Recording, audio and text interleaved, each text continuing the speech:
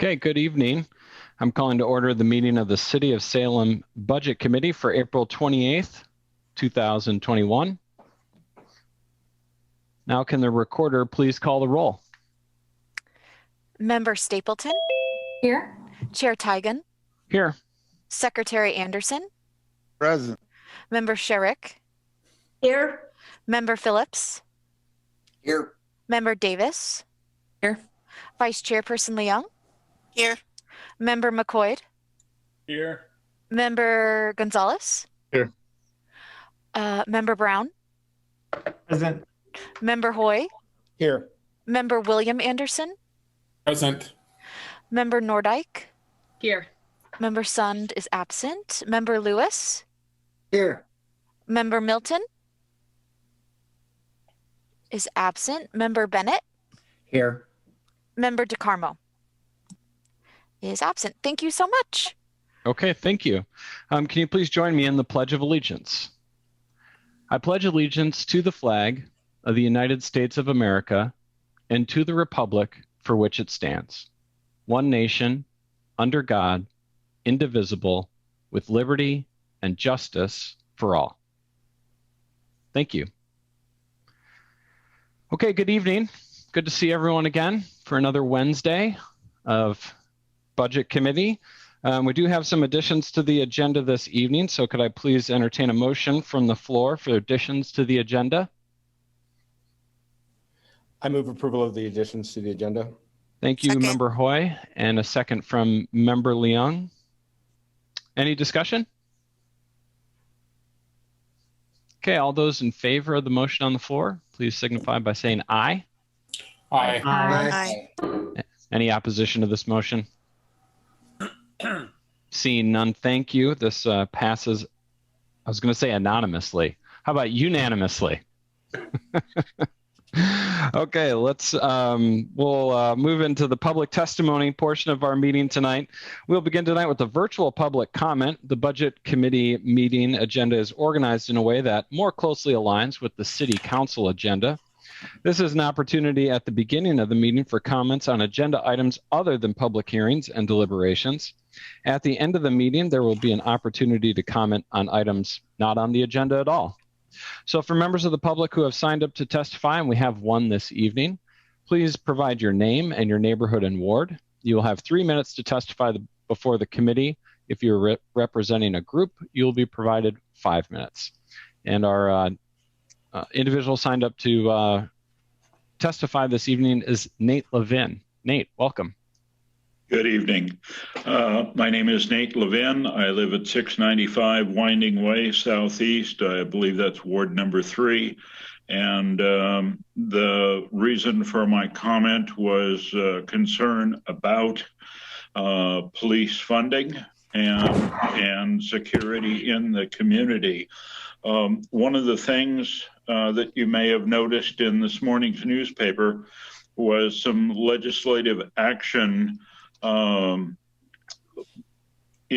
the Oregon House and Senate that are basically going to come up with unfunded mandates, being the problems of the day.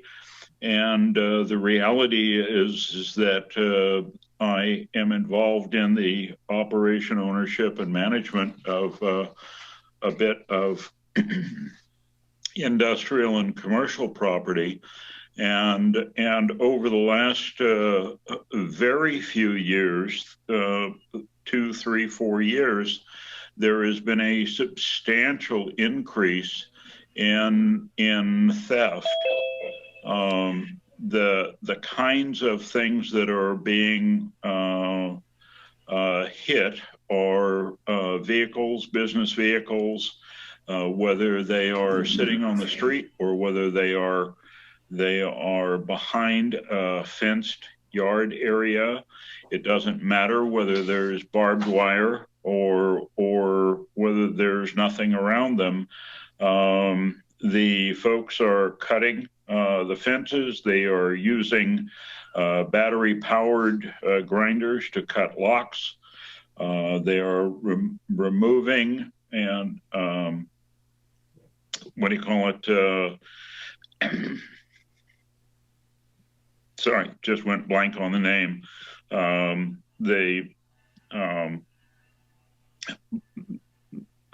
Exhaust equipment that holds precious metals. The folks at the recycle places are kind enough to buy them and help provide for drugs and other things. The thieves are breaking into locked trailers. They're breaking into buildings.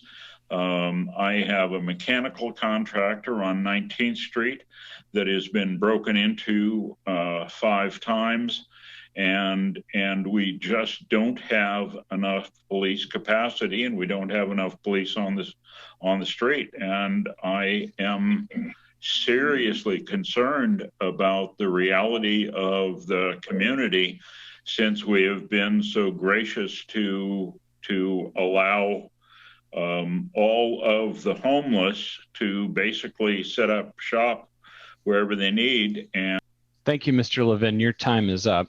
Any questions for Mr. Levin? I have a question from the floor from Member Lewis and then Member Anderson. Nate, thanks for coming down. My question is, are you documenting these experiences? Are you having people call the police? How are you keeping track of all the things that are happening? And you're on mute.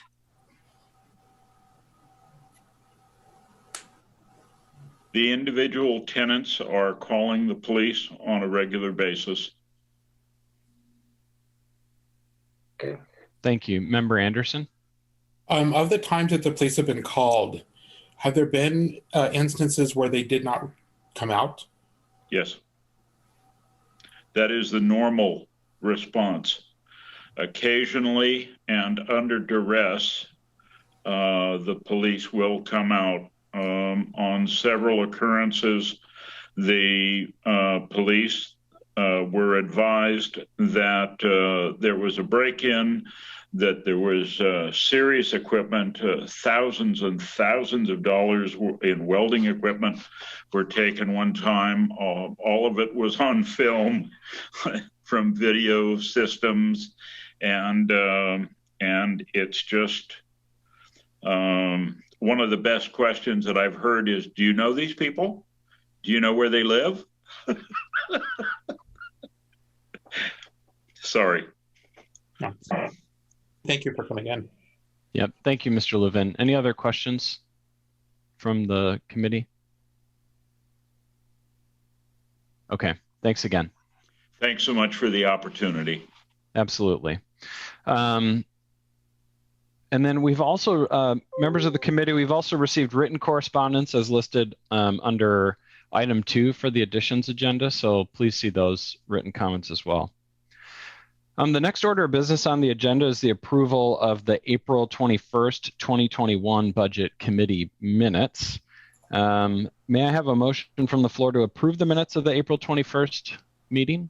I move approval of the April 28 minutes. Thank you, Second. Member Chirac. Second. And thank you for the second. Solidarity. Thank you for the second, Secretary Anderson. Any discussion regarding the minutes as provided? Okay, all those in favor of approving the minutes from the April 21st meeting, please signify by saying aye. Aye. Aye. Any opposition from the floor? And that motion passes unanimously. Thank you. Next, we'll move to our action items. Tonight, we have 3 erratas before us to approve. Budget Officer Eggleston, will you please walk us through these erratas that were provided as part of our agenda and additions agenda? Thank you, Chair. Erratas are used to update or correct the budget or budget document. The first errata this evening is to update the general fund revenues based on new information that was received after the budget was developed. Errata 3 adds $120,000 of revenue from Polk County to fund the portion of the police behavioral health unit. Errata 4, sorry, go ahead. Nope, please. Errata 4 makes a correction to the ARPA distribution. I'd like to thank Member Sund, I know he's not here, for calling out photo red light last week. I was able to confirm that there was a miscalculation.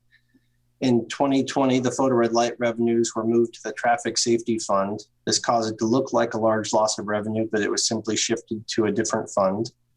This errata moves a small portion of the ARPA revenue to the Traffic Safety Fund and the majority, approximately $1.5 million, to the ARPA Reserve, or the American Rescue Plan Act Reserve.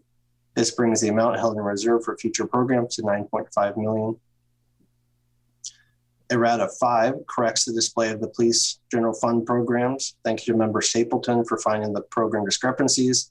There was a personnel allocation entry issue that caused multiple programs to be over or understated. Errata 5 corrects this display. There's no budgetary impact to this errata. Thank you, Mr. Chair. Okay, thank you, Josh.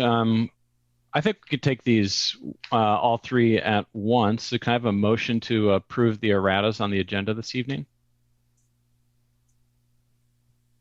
So moved. Thank you, Secretary. Thank you, Secretary Anderson, for your motion, and Member Phillips for your second. Any discussion on the erratas?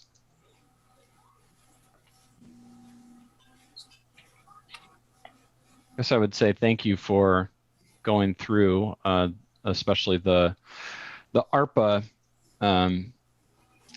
budget, as we discussed last week, and finding that that's a significant comb through. And I guess without the members doing that work necessarily, but as we get closer to understanding what's in and what's out of the reserve and what's appropriate refunding of reimbursement to the general fund, hopefully there's more savings there as well, but thank you for that. Any other comments about the erratas? Questions? Okay, all those in favor of approving the erratas, can I hear an aye vote? Aye. Aye. Aye. Any opposition this evening? Okay, seeing no opposition to the motion, it passes unanimously. Thank you. Okay, the next item on the agenda this evening are information reports. Item 5B of those reports is an information report previously requested by the Budget Committee during our April 14th meeting regarding an update on the mobile crisis response services. As the committee requests information reports, they're delivered back to the committee during the meeting with the service area those reports most closely relate to. In this instance, since the report requested touched the safe community result area and it is being returned to us tonight. Josh, can you please walk us through both this report and the others that are listed under information items? Thank you, Chair. There are 5 information items for you this evening. The first is the summary of actions through your last meeting, includes the information requested. The second is the staff report, as you mentioned, on the mobile crisis response services. The third and fourth are third quarter reports for the City of Salem and the URA respectively. And the final staff report is responses to committee questions to date. I want to note that at the end of the report, there's a list of some questions we're still waiting on answers for, but we'll have those for you next week. Thank you. Okay. Thank you, Josh. Does the committee have any questions of the staff about these reports?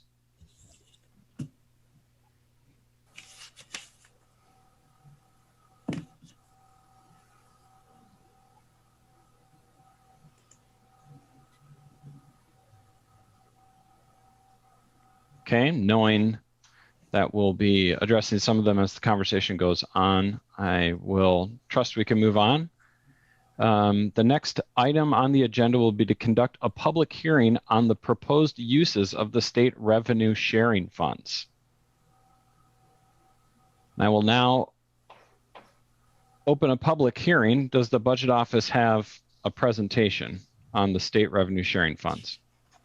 Thank you, Mr. Chair. There's no formal presentation for the state revenue sharing public hearing. It is simply the first of 2 public hearings that the city is required to hold.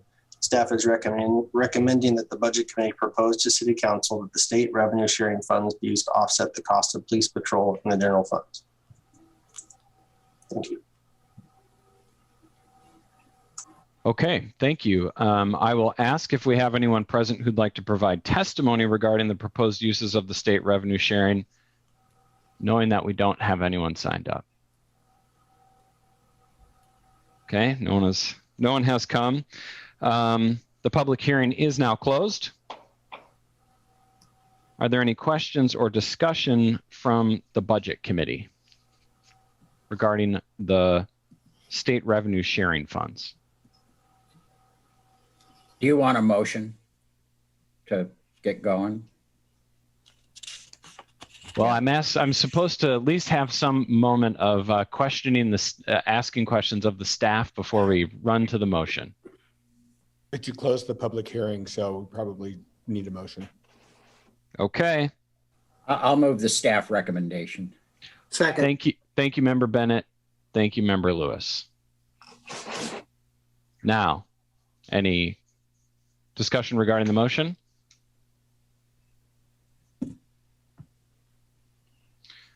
Okay, all those in favor of accepting the motion to recommend the proposed uses of the state revenue sharing funds, please signify by saying aye. Aye. Aye.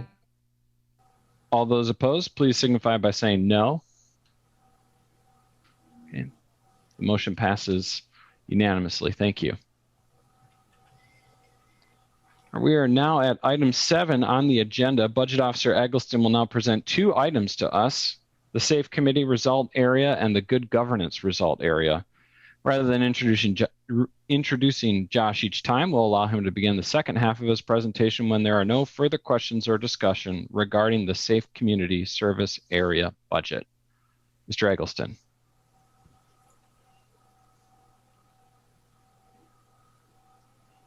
Thank you, Chair. I can share my screen.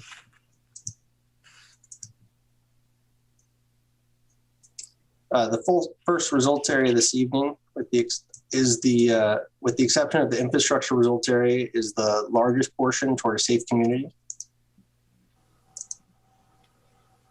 The safe community results area proposed budget is just over $131 million. The result area includes various programs and services that support a safe community in Salem, like emergency dispatch and response and permitting and inspection services.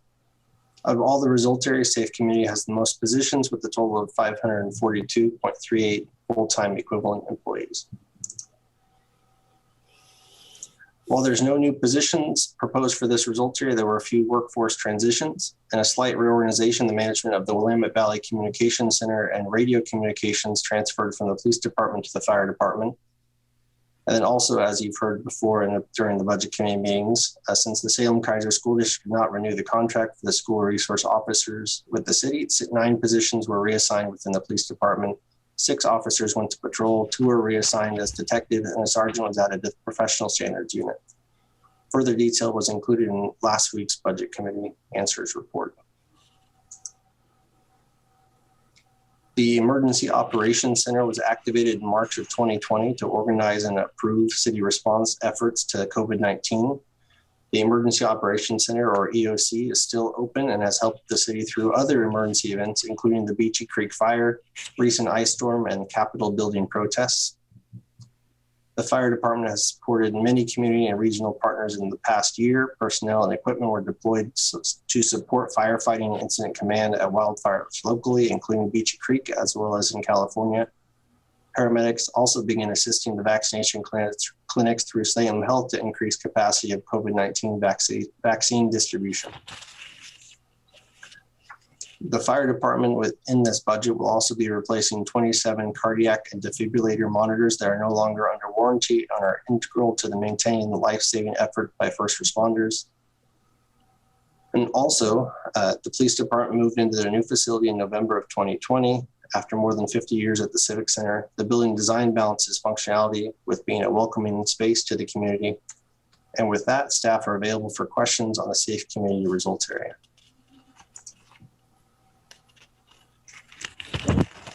Okay, thank you, Josh. Member Bennett, why don't you get us started? Thank you, Mr. Chair. I wanted to ask Chief Niblock about this year's kind of response times report. Kind of where are we in terms of our response times around the city? I don't know if you want to, it's unfortunate we're doing this the way we are because we can't look at your map quite as easily, but I think that tends to illustrate it. How are we doing this year? So we continue, our call volume kind of leveled off this year. That was mainly due to the pandemic. We were just down about 300 calls from the previous year. That has come back really quickly as people have been more accustomed to calling 911 and going to the hospital. We declined from 69.8% last year to 65.4% this year. Decline. What decline? Our ability to meet the 5.5 minute response time standard. And what that translates to is 4,355 citizens who had an emergent need, called 911, and we were not able to get there in 5.5 minutes. That's our target, 85% of the time. We did it in 65.4. We continue to slide. And that slide will continue until we get more resources to be able to handle the call volume. I don't expect call volume to start going down. I expect it to only increase with population and needs in the community. And as an example, in 2004, when I hired on here, we were at 57.1% of our ability to meet that standard. And we added some resources, Station 10, Station 11, we were able to get it up as high as 73% at one point. Remember, our target is 85, and that's not even the national standard. So we are seeing a trend line here that's not good.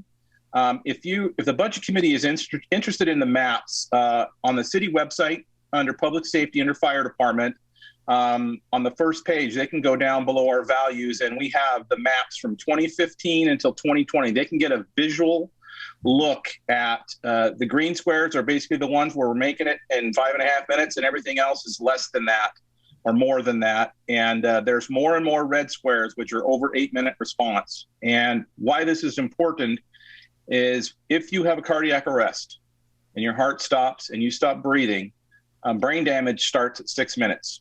And you quickly go down the scale of survivability. If we can get there before that, and get CPR started and get you to the hospital quickly, you have 3 times the chance of survival. So these are lives we're talking about here that we want to save.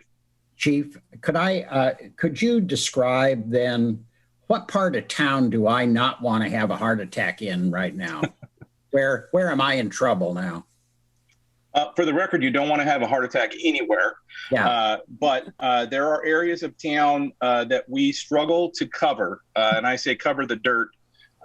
Northeast, because of where our Station 8 is located, which is on the Chemeketa campus. That's an area that at some point we'd like to relocate that station more into the side of the city limits for better response times in the northeast part of town. Far southeast, out towards the new Amazon area, that's a difficult area for us to get to. Illahee is a difficult area for us to respond to based on just travel from point A to point B from a station. And then the dynamic of we have 11 fire engines in service and 10 ambulances at peak during the day. So we have all those resources that can respond from where they're at in town. When we're busy enough that they're all tied up, there's no one else to go. And that's what we find ourselves in a lot of times. Station 3 is being tapped for 4,000 calls a year. They can physically run about 2,500. So Station 2 at Madison has to pick up some of their calls, and they're further away. So the further you have to drive, the less likely you are to get there in a short period of time. And in a structure fire or a critical emergency, seconds count, and time is not your friend. Chief, my final question is, could you describe your call volume in fire and medical service? What are the numbers you're looking at in fire service calls and in medical service calls? Sure. So last year's numbers, total call volume for the year was 25,952. Of those, we had 586 were fire incidents, which is quite an increase over 2019. And our annual medical incidents, our emergency medical incidents, were 18,878. So we're easily 75-80% is medical in nature. And these are the calls we can really make we can make a difference at a fire call too, because we do rescue people out of fire buildings routinely. We had one last year that we saved out of a fire building who was incapacitated, and she lived. but we have an opportunity to save people in cardiac arrest and other critical life-threatening emergencies because we have more of them. And that's why it's important for us to get there as fast as we can. Thank you, Chief. You bet. Thank you. Member Anderson, then Member Nordyke. So on page 112, the part where you're talking about the response time forecast, it is based upon an assumption that there will be a 3.9% annual growth in calls. Yet for the last 5 years, the growth rate was 4.5%. Is there a reason to believe that it will be lower over the next 5 years as it was over the previous 5 years, especially given population growth? No, it is not. When we did this assumption, I believe it was 2 years ago when we first created this graphic to help people understand the trend line and where we were headed. We weren't heading in a good direction with our ability to meet the standards. And I will tell you this: we have really worked at where we could shave seconds off of these response times because seconds do count. We try to take a conservative approach of, let's be reasonable with this. This is the best case scenario. It could be much worse if our call volume grows faster than this, then the trend line goes down deeper faster. We felt like 3.94% was kind of a good place to start. If we were to look at this now, of course, this year we were down 300 calls. So COVID kind of did a lot of weird things to a lot of things, and that was one of them, call volume. I expect it to bounce back. I expect us to be at the 5-6% a year. We could adjust this chart so it looks much more drastic. Again, it's assumptions as you move forward. And so the further you move out in anything, 5-year forecast, a 5-year assumption of where we're going to be at, the little more flexible the numbers get because it is an assumption. But we think we're basing it on a pretty reasonable 4%. Yeah, thank you. You bet. Member Nordyke, then Secretary Anderson. Thank you, Mr. Chair. Good evening, Chief Niblock. Thank you so much, and please extend my gratitude to all the members of the Salem Fire Department and all that you do. I can't imagine what the last year has been like for you and your team. So I had a question. Out of the calls that are tracked, do you track calls for service involving persons experiencing homelessness? And if not, is there anything you can say anecdotally about that? So thank you, Counselor, for the question. We don't specifically track calls to say somebody's homeless or not. For us, our customers are our customers, whatever their situation is. So we try to treat everybody as a customer, whatever their situation. Having said that, we can, and we have in the past, looked at the impacts of some of the situations that we've had in town over the last couple of years. I know Urban Development did some surveys on, what's the cost of us being able to respond to some of the homeless issues. And so we participated in that, but we don't have a box per se that we check on a form to say someone's homeless. When we looked at that, we thought that's probably not how we want to characterize, their situation. For us, and this may be where you're kind of going with this, is, we're talking about cahoots or the CRU model in our community. How would that help the fire department respond to these calls? For us, and when we look at Eugene, it's 5 to 8% of their call volume is a call that's deferred away from the police or the fire department. It would be the same for us, and that would maybe equate to 4 calls a day or 5 calls a day, where we're going to a homeless encampment or someone who's struggling or whatever. It's not really a medical issue, but there's not really another option to deal with that. So that's kind of the perspective that we look at. So for us, that's about 1,500 calls a year that's related directly to that. And we can look at addresses, if it's Cascade Gateway Park that we're going to, we know that's probably somebody who's unsheltered. If it's Walsh Marine. So we can do those kind of things. And we do that. We're very data driven. We want to know what's impacting our ability to provide the service. maybe that's a wrong way to say it, but what things are challenging us to be able to deliver a better service. So we always try to evaluate that. Member Nordyke, you're on mute. I can't stand being that person. Thank you, Mr. Chair. If I may, I have two more questions. Thank you, Chief Block. That's very helpful.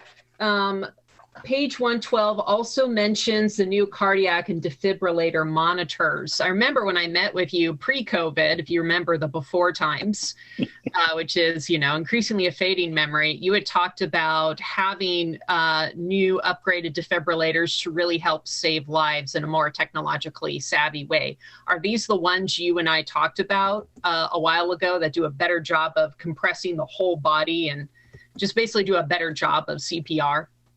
So no, actually, this is a 12 lead monitor that takes a 12 lead picture of the heart, allows us to defibrillate like an AED, only it's a manual defibrillation by the paramedic. And they do a lot of other things too. So the compression machine you're talking about is a device that we added last year to do chest compressions with a machine versus a human. And so we've been using those for about a year. The new cardiac monitors we hope to purchase this year. We're doing a study right now to make sure we're buying the best technological thing. Will match up with those devices, and so they'll integrate together. And so it keeps track of the compression rates. It verifies that you're doing good CPR when the heart rhythm comes back. It captures that, transfers it all to our computer. So we can put it in our report. So it's really a seamless integration of a couple of pieces of technology that we use in order to better save lives. So yeah, those cardiac compression devices are phenomenal, and we've been using them about a year, and the new monitors will integrate with those as well. Okay, thank you. My next question, we know that Salem is becoming increasingly diverse and our Latinx population is making up an increasing percentage of our overall population. Do you have firefighters who are bilingual? Do you set aside any budgeting for language classes for them to learn Spanish or other languages? So yes, and yes. We have many of our folks are bilingual, American Sign Language, Spanish. I believe we have some Russian speakers. I'm not sure about Chinese, but we do offer an incentive for employees who can speak and write bilingually, so they assist us in the community. I can't tell you how vitally important it is when you go into a call where a parent or a guardian is having a cardiac arrest and no one speaks English, and you can speak the language that they're comfortable with, or you're talking to a child through the adult. It just calms everything down, and it just makes it much better. So we support that. We do have. I'm spacing on the computer name now, but it's one of the real popular language learners that people can use in the station to learn Spanish. One of the computer programs. So we allow that. We have that for all of our employees to take advantage of if they want to learn. Spanish is the predominant one. There's lots of other languages that are spoken, of course, in Salem, but that's the one that we've got available for folks. And we do pay the incentive. And this is citywide. If people are bilingual, they get an incentive pay for being able to communicate in a different language. So that's really important to us. Obviously, when we are hiring folks, we're trying very diligently to diversify our workforce. We are a long ways from where we want to be, but we've been working on this for the last 10 years. And I'm happy to say that we have been able to recruit folks that traditionally we haven't recruited, and get them in the workforce. And we're seeing more and more of those folks show an interest in the profession. And it's a great job, and we want to share that job with, so we represent our community, and we don't right now. We know that, we're aware of it, and we're working diligently to make sure that we will at some point. Thank you. And my final question is on page 114. I show a significant increase under Emergency Services Fund programs. For fiscal year 2021, the budget is a little over $800,000, and for 2022, it jumps to $2.4 million. can you explain the proposed increase? Well, I'm going to have to turn to my, that's what I thought. I had to double check with my my budgeting experts, but that is the addition, the 1.4 addition of the cardiac monitors that we're adding, that's coming out of the EMS fund, which is a fund we maintain to make sure that we can provide ambulance services. Something happens to our transport provider. And at one point in our history, many years ago, we had an ambulance transport provider leave town on short notice. And so we learned from that. And so we've got this fund set aside to put ourselves back in service immediately if need be. So part of that fund is going to be used to buy the cardiac monitors this year. They're a very important piece of really staying on the cutting edge of our technology and delivering our service to our community members. And that's the difference in the budget there. Okay, thank you, Chief Neblock. Thank you. Okay, Secretary Anderson, I think you were up next. Thank you, Mr. Chair, and thanks a lot, Chief, for coming down here and the work you do. And I'm liking your shirt there, buddy. I'll follow up on Councilor Nordyke's type questions because I did what I think she did. I go through many of these budgets, as I'm sure other budget committee members do, and look what you spent in 2021, and then I look what you're proposing to spend in 2022, and that was one of them. I'm also curious now on page 113. There are three that I'm interested in. Up at the top, ambulance transport, which didn't go up a whole lot, but percentage-wise, it's a whole lot.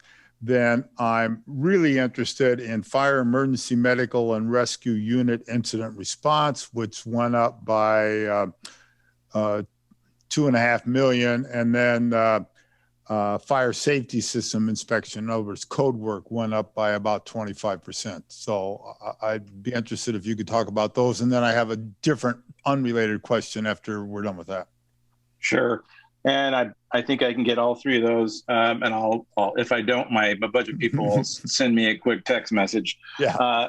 First, let me address my shirt. Apologize for my attire tonight. I'm on vacation in the wonderful town of Chewelah, Washington. And they just happened to have decent Wi-Fi up here. And I got here about 10 minutes before the meeting. So I'm happy to say I was able to join you. I think you're looking cool. I think you're looking cool. I'm feeling good. You know, vacation's great. Yeah. So to your questions, I'll start with the big one first, the fire and emergency medical rescue incident response. That's basically the contractual agreement with the firefighters. So wage raises, an extra Kelly day, those types of things, medical costs, any of the increases are there. And that's the lion's share of our budget is our personnel. So anytime we see an increase there, it's magnified, by 182 people. For that line item. Excuse me just a minute, Chief. This goes to the budget people. What you're saying is that's personnel cost. And I looked at that. Personnel cost. Yeah, it didn't say personnel cost to me. It said something else. So no, it's personnel cost. Yeah, maybe Josh in the future, maybe at least a parenthetical expression that says personnel. Okay. It's actually both. It's personnel and materials and services. So that's the program. So we have both categories. Yeah. Okay.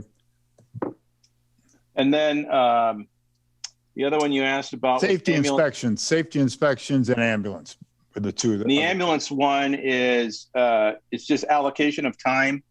So that's an increase for an allocation of time for the next year. And we try to true those up each year. And then we added this year when we took over the management of Willamette Valley Communications Center. I have an assistant chief and two deputy chiefs. So we're pretty thinly staffed when you compare us to other organizations our size.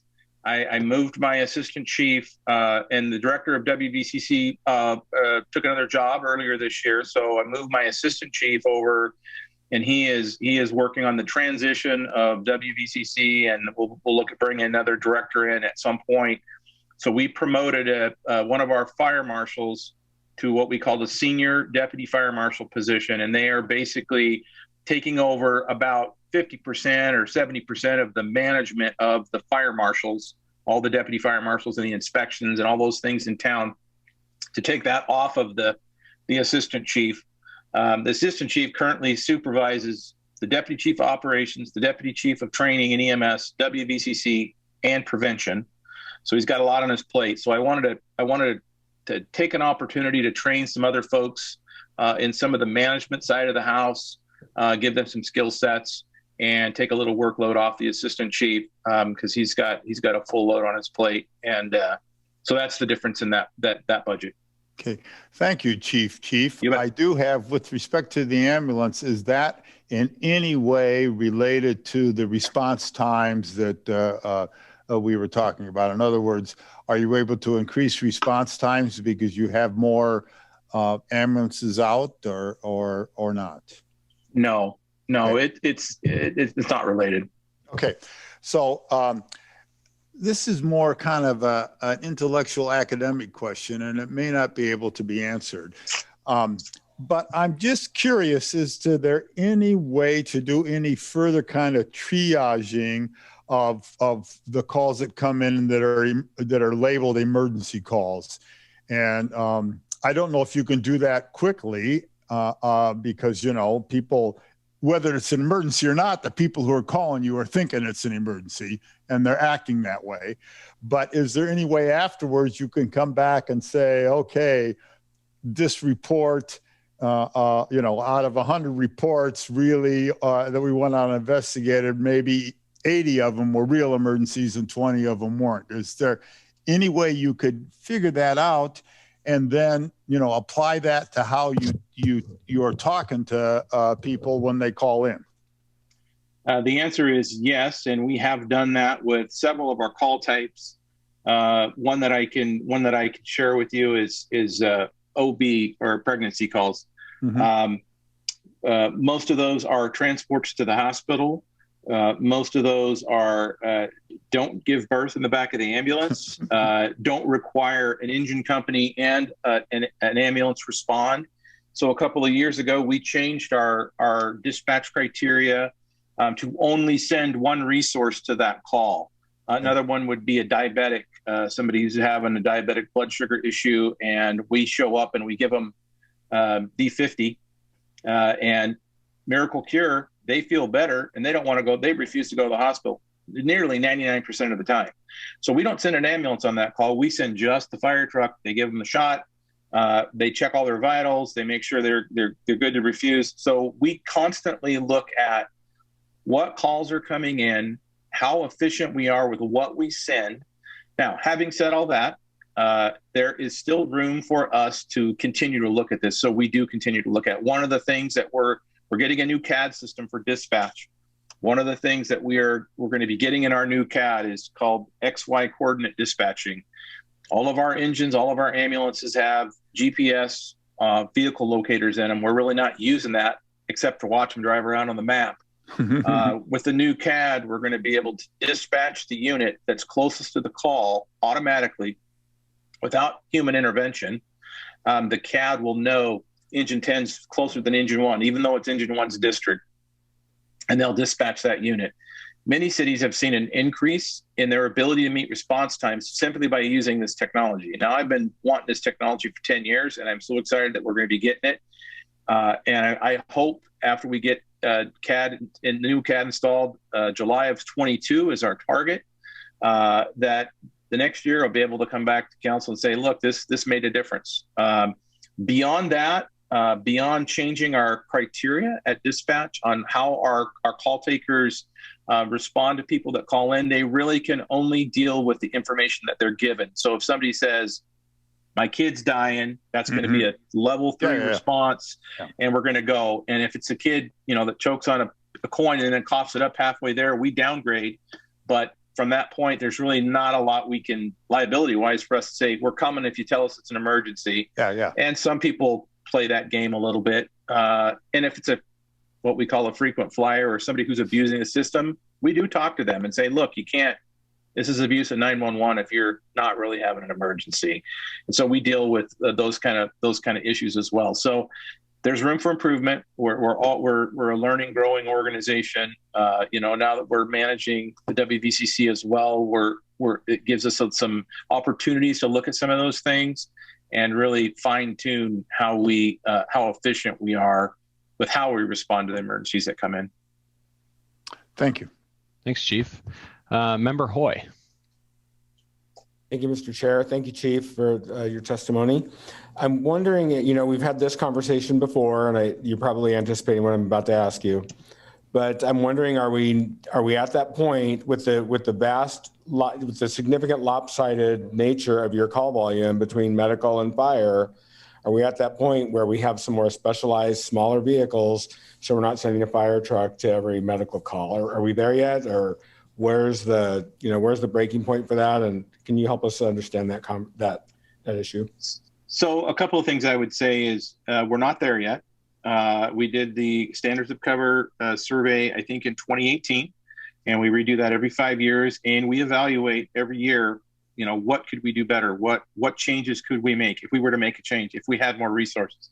Like I mentioned earlier, we don't have enough trucks, fire engines to cover the dirt, to get there in 5.5 minutes to cover the town. And when we looked at, would it be more efficient to put 2 people on a vehicle like a lot of towns are doing, and that started really becoming popular about 5 years ago. Some places are still doing it. Many places have decided it's not as efficient as they thought it was. I know there's some in Oregon that are going away from that. Now they're taking those little units, the 1 and 2 person units, out of service because they're not covering the call volume they thought they would cover. And you can't send, 2 people to a heart attack. You got to send more than that. So then you got to send 3 squads to a heart attack. Then it starts getting almost ridiculous that you've got that many, cars going to one scene. So that's something we have looked at. I haven't ruled it out as something that could be useful in our system. What I would say to you though is we need to have the foundation established before we look at adding other things. And I certainly wouldn't take an engine company out of service to put a squad in service because that's trading. It's not apples for apples. And I don't have enough engine companies. So at a point in time when we had... To be clear, that's not what I was suggesting. Right. At a point in time when we have, 12 to 15 engine companies serving this community, because that's what we really need. I have 11 right now, so I'm 4 short. At a point in time when we have 15 engine companies, 3 ladder companies, then we can start saying, okay, what else can we do to supplement that? Because I see it as a supplement, not as a replacement. And then there could be some benefit to that. I guess what I would say is anytime I would do something like that, I would want to look at a trial period where we would do it as cheaply as we could for a period of time and see how many calls they're actually going to run. Are they actually going to make a difference? The thing about an engine company is it can do every kind of call we have, and it's got all of its equipment with it every time. Right. And we never know what the next call is going to be. I understand. Thank you. Yeah. I just want to be 100% clear. I was not suggesting a replacement. I was not suggesting it. Right. In addition. It's an addition. It's a supplement to try to, to reduce that call, to reduce the response time. So I like your idea of a pilot. I think that's a great, test it out. So like if that's because pilot programs are generally like one-time money and not ongoing money. And so if we had somehow some one-time money that we haven't had in the past, perhaps this would be an opportune time to consider a pilot. Just a thought. Thank you. Thank you, Member Hoy. Member Stapleton. Thank you. Yeah, I was just looking at the, hi, Chief. Sorry, I didn't mean to be rude. It's good to see you. Good to see you again. Yes, on page 110, I am guessing that the radio equipment reserve, the 4.6 million, is that for the CAD, or is that in somewhere else? And we're also getting some kind of new radio equipment. Well, I'm going to go out on a limb here and say that is not the money for the CAD. I'm going to check with my folks real quick. WVCC Advisory Group, which is 29 member agencies, pay into the WVCC program, and they've set money aside for the CAD system. And I don't know off the top of my head if that is or not. Let's see if they can give me an answer here in just a second. That money is for replacement of actual radios. So actual radios in police cars, actual radios in fire apparatus, that kind of stuff. The CAD money is a separate, and I would like to say that those member agencies have been super supportive, and we have held our rates high for the last couple of years, and we have the money to replace this CAD system without borrowing any. And that's a huge success. that we have the money to replace it without having to borrow from Public Works or wherever, to do that. So I'm really proud of that group, and they've done a great job. That's great. I just have one more question. When you go through and look at the different calls, you mentioned that you every year go through and try and find out how you can be even more efficient. And you've decided that OB is going to be an ambulance, and I'm guessing that's the one that we contract out. Okay. And then you guys go to the diabetic, which is a great little trade-off there. Are there other things that you, either only respond to or don't respond to at all and just kind of let that go? So, yes, we about, it was probably 4 years ago now, went through a process of looking at all of our calls and who we were sending to what, how many resources we were sending. And we queued out either reduced or reduced the number of apparatus going significantly to about 7,000 of our calls. So we changed. Here's an example, alarm sounding. So a lot of people have fire alarms in their homes. Many years ago, alarm sounding, that was a full box response. That was 3 engines, a ladder, a battalion chief, a medic unit. Now it's a non-emergency response. 1 unit goes because it's probably burnt toast. And we looked at how many actual fires we had for fire alarms, and it was 1 in 5 years. So we look at the liability, we look at the probability of if it's going to be something really bad, and then we respond accordingly. So now we send 1 fire engine, non-emergent. They don't go lights and siren because we don't want to have an accident or have somebody run into us because it's not truly an emergent situation. Most of the times we get 2 blocks down the street, the alarm company calls back and says, hey, they burnt their toast. They got an authorized code, you can cancel. And that's the extent of it. Well, we don't send 5 trucks anymore. So we've done a lot of that work. We do it all the time. We don't just do it once a year. Our EMS folks are always looking at, for QA and QI, they're always looking at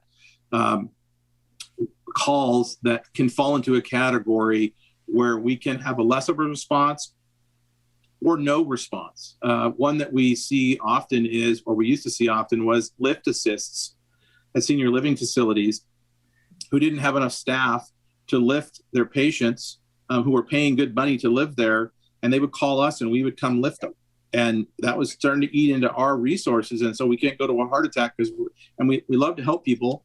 Now, if you're in a private residence and you call us for a lift assist, we're going to come all day long and take care of you. If you're in a care home, they should have the resources to take care of you. And some of them are paying $10,000 a month to be there. So they should have the funds to be able to support taking care of those folks. And so we've worked with some of those care homes to say, look, you need to have the people here to take care of this. If it's a critical emergency, call us. We're coming. But if they've fallen and they can't get up, they're not injured, then that's a different thing. So we've queued a lot of those calls out as well. So the 25,000 that we're going to now, most of those, like I said, 18,000 of them are emergent medical problems. 500 and some or 600 and some are fire calls. These are actual fires, those kind of things. That's great. Thank you. And I would like to say thanks to your drivers who turn off their sirens when they see us walking down the street next to them. It's always very nice when you got the kiddos with you. So tell them thanks for me. Those are very loud. Okay, Member Brown and then Member Bennett. Greetings, Chief. Thanks for being here tonight with us. Thank you. So just a couple questions. Can you share with us again calls from last year? I'm sorry, can you say it again, please? How many calls, again, were made last year? So last year, let me get to the right page here.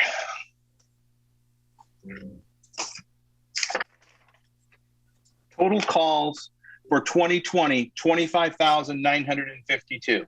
Got it. And are those calls divided by ward by chance or no? We can drill down and get that information for you. I don't have that in my report here, but we can by address. We do everything by address and CAD number. So we could we could do that. Well, the reason I'm asking, and I don't want your staff to be cringing right now as they think about how to make that happen. I'm definitely not asking for that. What I am asking is, are there particular areas in the city that you typically go to more? Are there some higher intensity areas? Yeah, yes, absolutely. Station 3, which is on Lansing Street, is our busiest fire company. They are routinely tapped for calls over 4,000 times a year. They're by far our busiest company. Station 2 on Madison Street is another busy house, ladder and engine company. Engine 10 on State Street is busy. Engine 1 right downtown is busy. They're all busy, but those are the busier houses. Engine 6 is fairly busy. Engine 5 in West Salem is fairly busy. So we look at, and we've got an annual report I'd be happy to share with all of you if you're interested in it, that breaks down by station, which is their district. So you can see, okay, here's how many calls they were dispatched to. An engine company can be efficient to about 2,500 calls a year. And once you get above that number, then they start losing efficiency because they're on one call and then they get dispatched to another one and they can't take it. Somebody else has to get it. So I'm happy to share that information. We can bring that back next week. It's just a little report we do that breaks everything down down as small as we go. And if there's a desire for us to go more specific than that, we've got great number crunchers, and it's not a big deal for us to give you some more detailed data. Yeah, well, I appreciate that feedback. I think I was just curious, trying to figure out, where all the resources going. Like, is there a couple of wards that were, had more calls than the other? You also mentioned earlier that your staff is not in the place where you would like it to be in regards to having a representation of staff that serves the community. And you also had said that that's an area to where you would like to see growth. Is there money in the budget that has been set aside when it comes to DEI work, when it comes to hiring more BIPOC staff people? Is that in the budget anywhere for you? So we don't have a separate line item for that specifically. What I will tell you is when we recruit nationally. We recruit specifically to agencies or groups, BIPOC groups, Black firefighters, female firefighters, Hispanic firefighters groups across the nation. So we send our job announcements out to those folks. So we don't separate it out. We recruit all over, but we do reach out. We attend, myself personally, I think in the last 15 years, I can't tell you how many diversity conferences I've gone to, and every time I go to one, I raise my hand and say, hey, I know we're not where we need to be. What do we need to do? Help me figure this out. And we've learned a lot of good stuff. It's just, the struggle for us is getting those candidates in the hiring pool. And, we've gone as far as working with Chemeketa Community College and the high schools. And we do our CPR program for 8th graders. And when we do these programs, we talk about what a great job this is. And, if you're interested in it, get in the program at the high school and you get your EMT and you're on your way to being a paramedic and becoming a firefighter. And this is the best job in the world. And, we have some people in the pipeline, some folks in the pipeline, I think that will. Now our other challenge is we compete against Portland, Clackamas, Tualatin Valley, who all pay more money than we pay. And that's just part of the deal when you work in the state capitol. That's a challenge. And it's always been a challenge for us. And a lot of candidates that we may, mentor along in the process here sometimes end up getting picked up by Tualatin Valley, Portland, and Clackamas. We are able to hire some, and we have made some progress. We are a long ways from where we need to be. So I'm not trying to kid anybody here that, we're making great progress. We have made some, but we don't represent our community yet. 25% Hispanic. We're just, we're a long ways from that. Right. But we realize that, and we're trying to make a headway in that area. Right. Is that an area to where if you had more funds available, is that one area where you would like to see some improvement? Like if someone were to say, hey, here's $5 million. Would that be the top place that you would spend it? Absolutely. If we had that kind of money, the other thing I would say to you is we need more resources to be able to meet our response times in the community. So I'd need to hire more firefighters too. But certainly it's been a focus of mine since 2009 when I became chief. We were largely white male organization. We had a few female firefighters and one person of color, and we're better than that now, but we're not where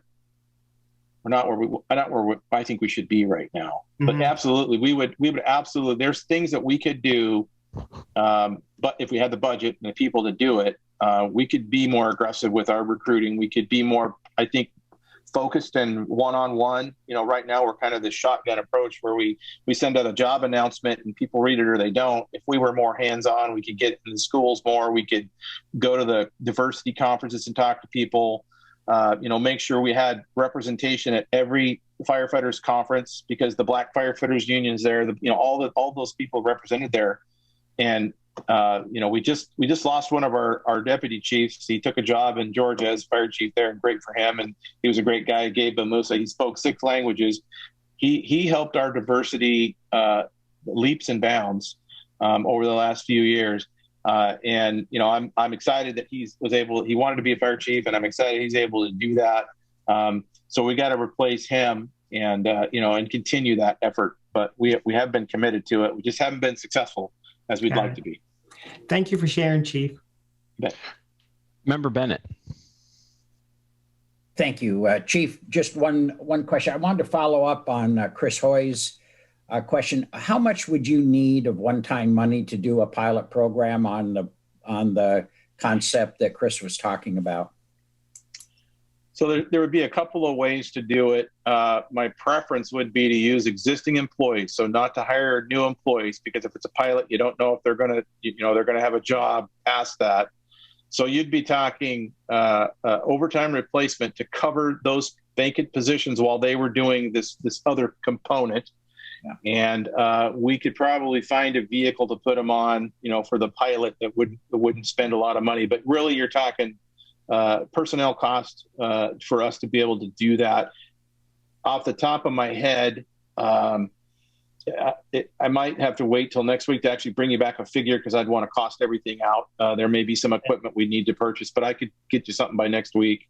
I'd rather have it next week than have to just take a jump. Okay. Because I think one-time money keeps moving around, and it'd be real interesting, I think, if we had a shot at it to know what, at least here's one program. There are a number of others, but that this one is something.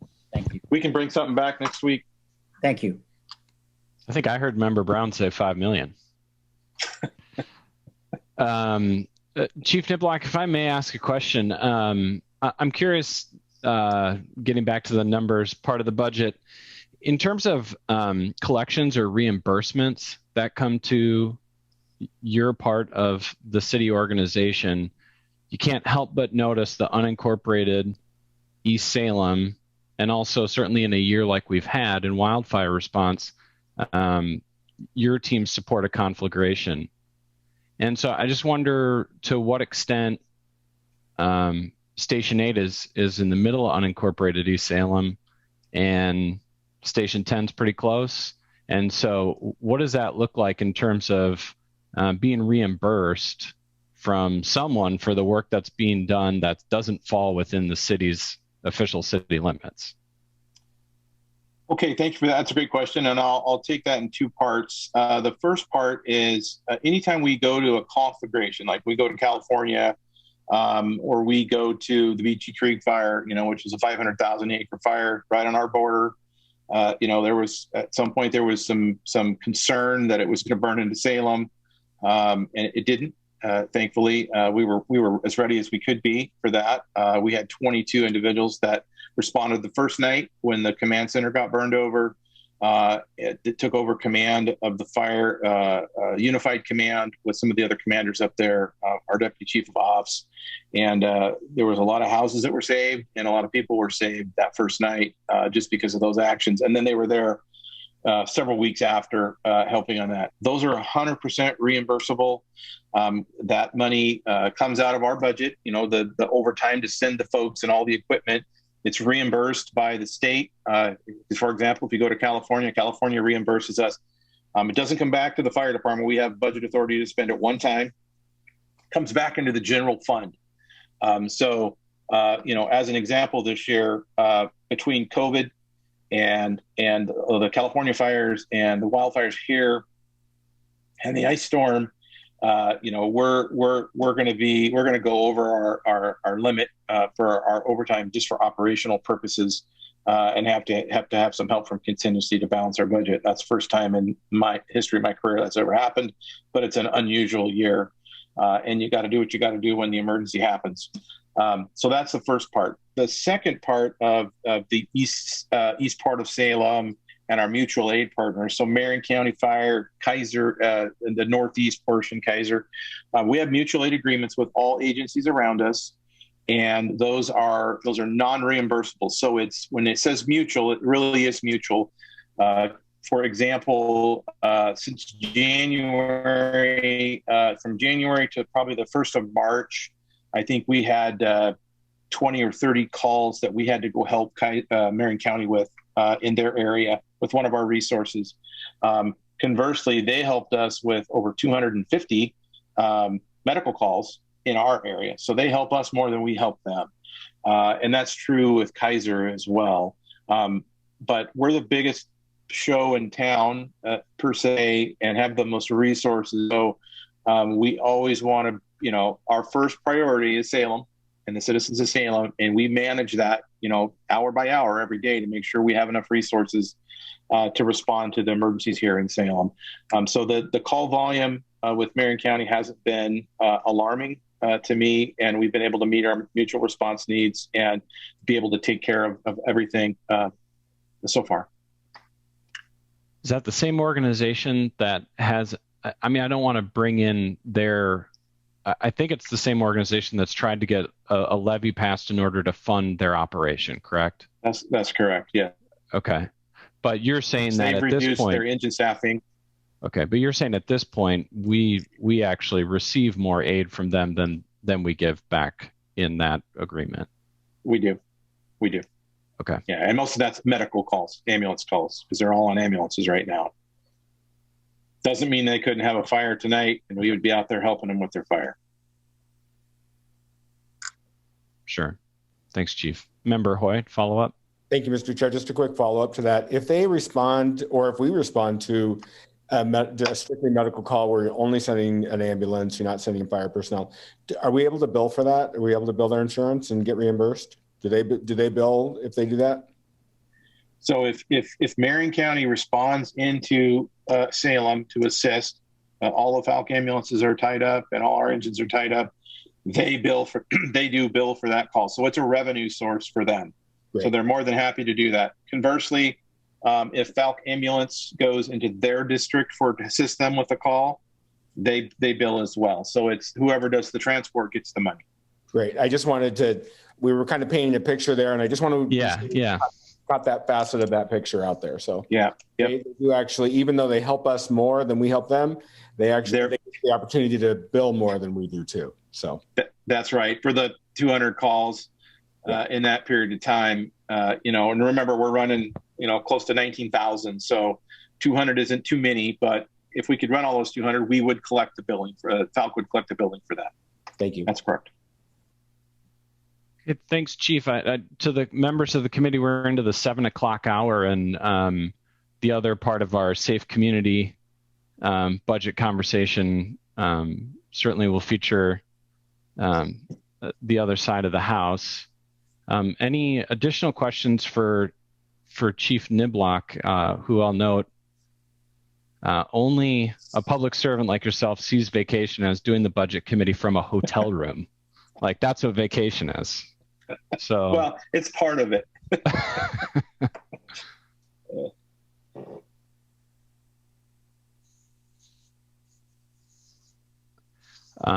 Well, I'll thank you and stay on the line. You might be brought in for additional questions as the conversation continues. But I guess I'll facilitate a little bit as chair and ask if there's other questions outside of Chief Niblock's expertise this evening for this budget area. If there's a member who wants to go another direction or continue on this one. I'll take a shot at one of you. Okay, thank you, Member Bennett. You bet. I'd like to just take I just had a couple questions on the police budget. I just wanted to kind of understand a couple of action areas to just get a sense of what's going on. I noticed, is the chief there? Who are we talking to? There he is. Hi, Chief.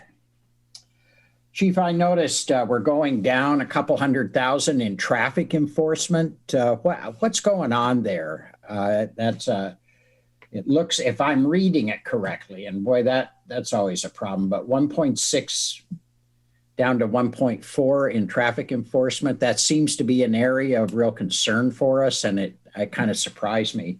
And maybe it's just I'm looking at it wrong, or it's just part of a program. Yes, I don't think there's any operational impacts there. The number of staff is still the same. We're still doing the same. Yeah, that's more. Must be more less gas, or what? How do you find that kind of a savings there? I'm just curious how that's done. If I may, Chief, that was part of the errata correction this evening. So it's actually going from 1.64 to 1.67. So it's actually okay. I don't have the errata sheet. I'm just looking in the book right now. Thank you, Josh. Yeah, that one kind of threw me. Let me see if there was one other that I was wondering about the graffiti removal program. It's a fairly small down. It'll keep its 2 people. How's that program going? How are you guys doing with that? It seems like that's been an increasing problem in town. Do you have any? Yeah, no, the program still stays very busy. As you've noted, there's no shortage of work. Okay. But again, for the most part, the entire budget is kind of a status quo budget. The programming is staying the same, and the same thing with the graffiti team. If I could follow up on that really quickly, Mr. Chair, I would just comment that at my last NESCA neighborhood meeting, Councilor Stapleton and I were there, and they specifically asked us to give thanks to the chief for the graffiti program and compliment on what a wonderful job they've been doing lately, and for a long time, but especially lately. And they were just so impressed with how quickly graffiti is dealt with in their neighborhood, and they were really appreciative of it. So that was just last week that happened. Last week or the week before last, and just wanted to pass that along to you. I really appreciate that feedback, and I think, as we all know, obviously, I think that is key, is the speed of the removal, because graffiti tends to attract more graffiti. So the speed of removal is key. Yeah, it's one of the really, it's been a great program for the city. I'm really, I think probably everyone else is really glad to see you hanging on to it. So thank you, Chief. I appreciate the information. Thank you, Member Bennett. Member Lewis? Yes, just a real quick comment. Chief, if you happen to have any spare time, the Union Street Bridge is pretty much covered now with graffiti, and it would be nice to see the bridge again. Duly noted. Thank you. Member Secretary Anderson. Thank you, Mr. Chair. Chief, I have a few questions on the summary on page 119. Sort of along the same lines that I was asking the fire chief about. I'm looking at 2 things: the behavioral health team and community service officers. And both of those, community service officers went up by $8.5 million. So I'm sure there's some other reason there. But are each of those 2, are they related somehow to mobile response units, or things that aren't really pure criminal related? So real quickly too, I'll remind everyone too that I think it was covered in the errata. There's a few on this page 119. There's a few errors that jump out as these big increases or decreases. Those are not accurate. So again, I'm with the mayor on the errata. Yeah. Sorry. No problem, because I noticed it myself too. But as far as the staffing numbers, it really is kind of a status quo budget as far as that goes. But speaking to behavioral health, just as a reminder, that is our unit where we partner up both in Polk County and Marion County with a police officer and a qualified mental health service provider to respond to calls. And it's not 24/7, 365, but there's a certain amount of service there where we have a co-response with law enforcement and behavioral health. Okay. So, and I think that the city managers told us that the mobile response unit money, we might sort of be waiting on the ARPA money. Is that correct? Or am I mistaken in that belief? I think any discussion around a mobile response unit, I think we do need to wait and see on some of the other possible funding opportunities that are there as well. I think there's federal opportunities and state opportunities, possibly county as well. And I know in conversations with me and also in the public, you've expressed real support for that sort of unit. I wonder if you could just comment on it now to the rest of the committee. Sure. Thank you for that opportunity. And I want to be clear on this too. I think that when it comes to responding to individuals experience behavioral health crisis or addiction, or currently experiencing issues associated with homelessness, I do see that there's three critical areas of response that kind of are like a continuum of response that are all equally important. So I do think that there's a place for community response unit or mobile response unit, a non-law enforcement response similar to Cahoots in Eugene that we're all familiar with. But there's also, like we just talked about with our BHU, our behavioral health unit, there's a place and time for a co-response as well.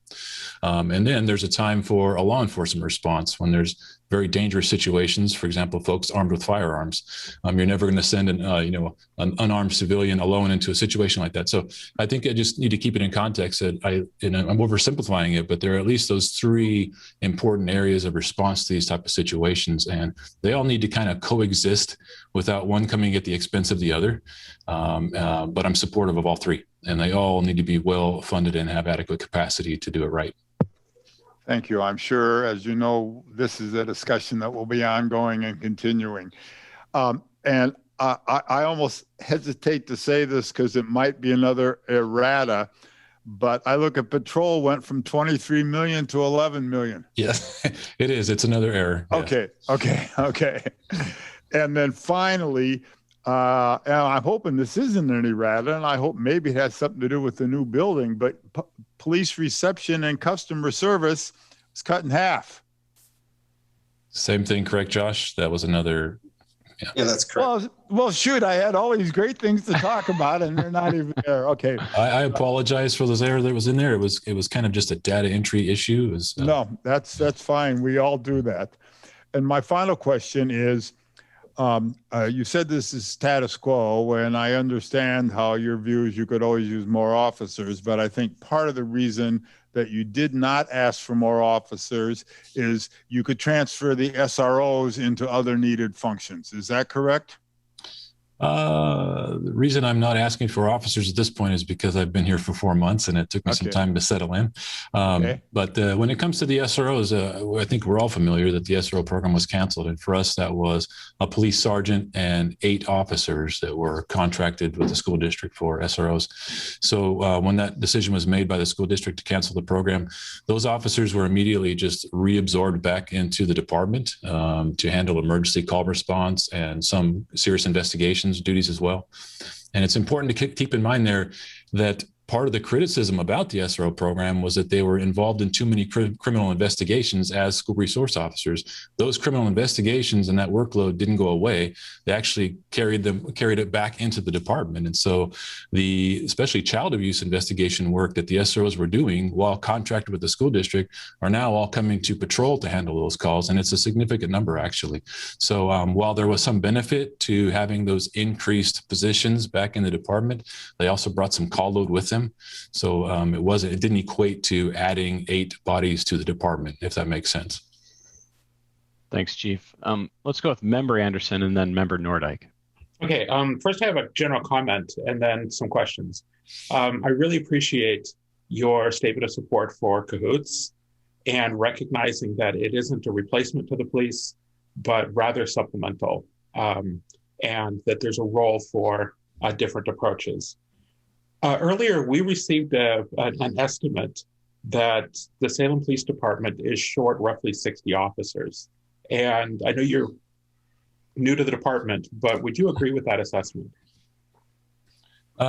Yes, and again, it's taken me a little time to settle in and to where I can make kind of a credible assessment here. But just for context, even when I was competing for this position and I was researching the department and the population, and I just looked at the numbers alone without any other context of having 189 authorized sworn positions for a city of maybe 170,000 people. Let's just use that estimate.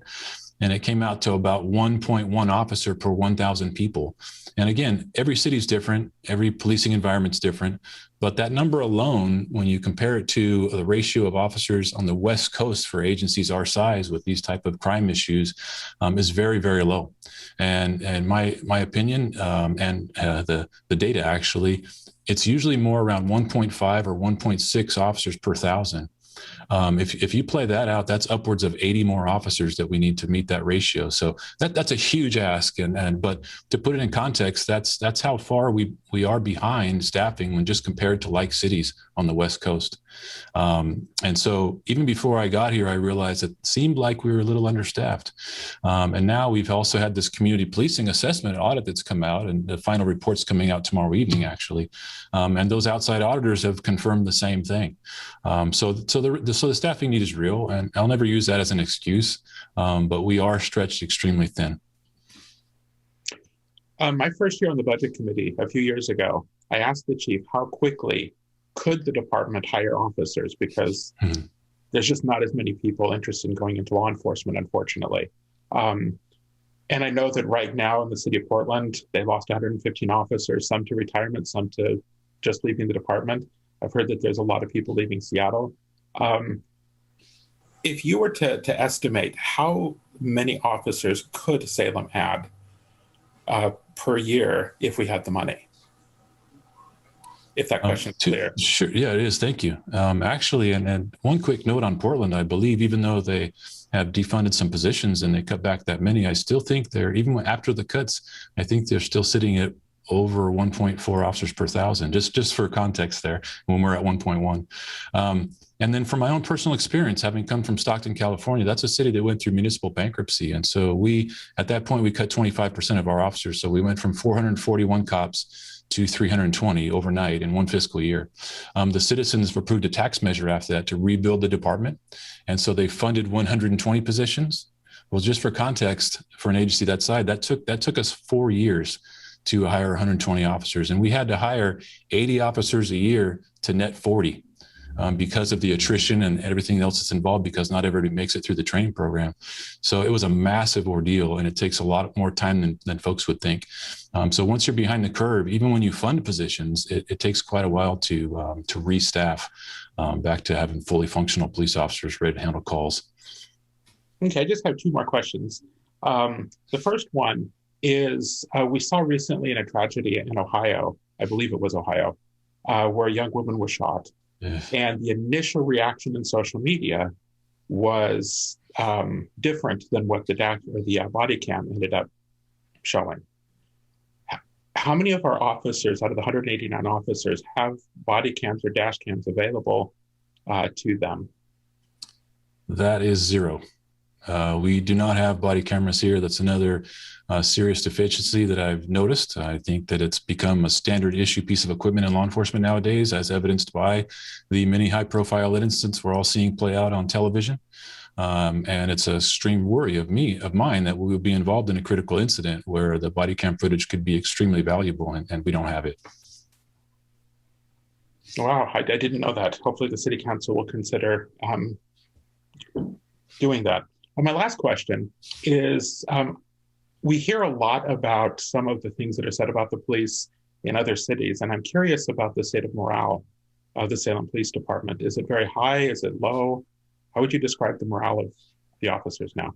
I would compare it to many other agencies currently now. But the beautiful thing here is I'm sitting in right now. We have this beautiful new facility. I know that was a boost to morale, and officers definitely appreciate that.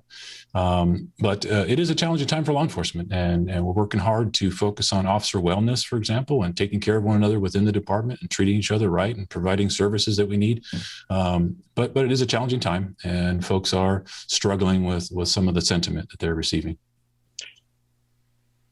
Well, I can say that at least my experience on our Salem Facebook page, as well as our Nextdoor app, that a lot of people in Salem very strongly support everything that you and the men and women of Salem Police Department are doing. So thank you. Thank you very much. We do hear a lot of positive feedback from the community and get the support. Thank you, Member Anderson. Member Nordyke? Thank you, Chief, and thank you for your comments tonight and your support for mobile response units as part of what I call the continuum of public safety services. I think, as you said before, we just need the right tool for the right job. I have a question about 911 calls again. And I hate that the way that these budget committee meetings play out is that sometimes it feels like a pop quiz into God knows what, right? But with those caveats aside, I'm curious, Chief Niblock indicated tonight that he does not track calls for service involving persons experiencing homelessness. Is that true also for our police department? Yes, and it's the challenge is that law enforcement is about law enforcement, so criminal behaviors. And as we all know, being homeless is not a crime. And so there's not a category that you can just capture all the time in a traditional system. So it's a problem. It was a problem in my past agency as well, is how do you quantify the amount of calls that actually involve someone that's homeless? And then oftentimes there's also a crime associated with that also. So it gets a little muddy sometimes. But I'm hopeful that as we're going through the purchase process for our new CAD system, ultimately our calls for service come through WVCC under the fire department now. And so it's the same system for intake of calls.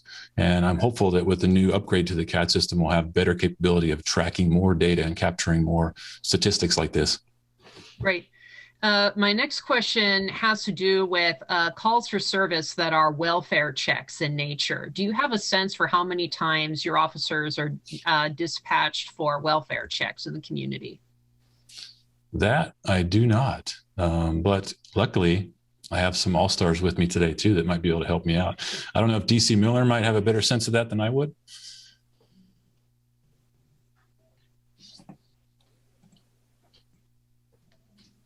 Are you there, Skip?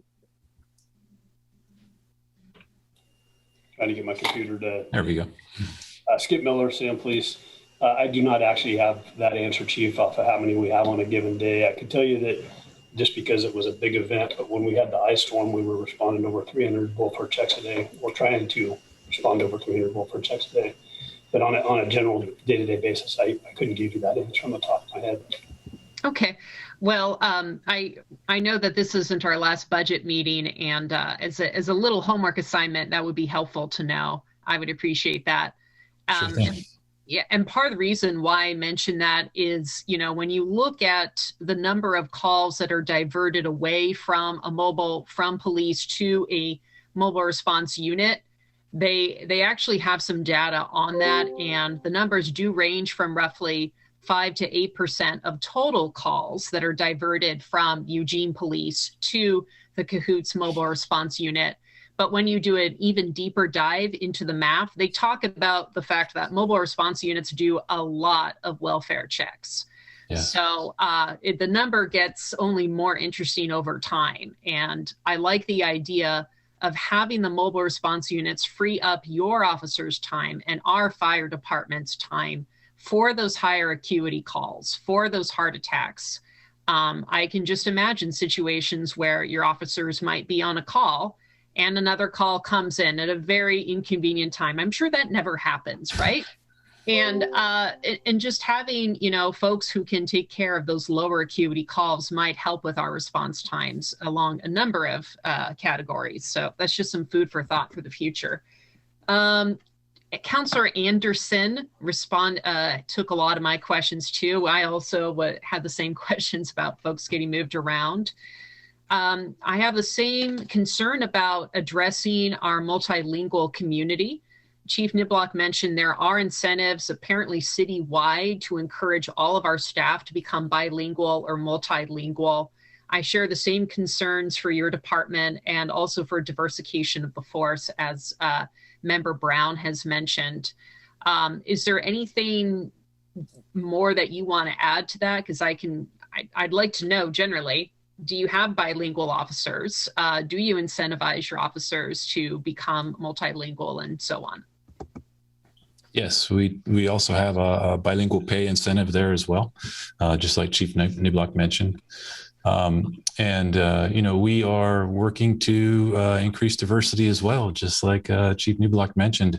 It's something that we need to do better at, just frankly, and we're working towards as well. We have made inroads. I mean, we're not where we need to be. I'm proud of the fact, even though I wish it was bigger, for example, that we have 19, when it's just sworn personnel only, we have 19 female officers. That's actually a fairly good rate for a law enforcement organization. So I was happy to see that when I arrived. And we currently have 3 African-American officers, and we have 16 Hispanic officers. And so we are working to diversify, but we're not quite where we need to be. So we're going to be right now in the middle of assessing a lot of our key areas within the department. And one of those is our recruiting, hiring practices. And so as we roll through the rest of this year and we develop a strategic plan for the department, one of the key areas, focus areas for us, a primary goal for me in the department will be to work on diversity. And so we'll be coming up on working on strategies to help us get there. Great. And then my final thing is just a comment. I know that you are working on a strategic plan based on prior city council meetings, and I would just encourage you, implore you to consider diverse voices to play an active role in the strategic planning. I know that there were folks on the Police Audit Steering Committee who might be interested, and other persons from our communities of color and other underrepresented groups who I think would be interested in supporting and playing an active role in that. So thank you for taking that into consideration. Thank you. Member Stapleton. Thank you, Chair. Hi, Chief. Good to see you. I had a quick question for you on page 102 of the giant book.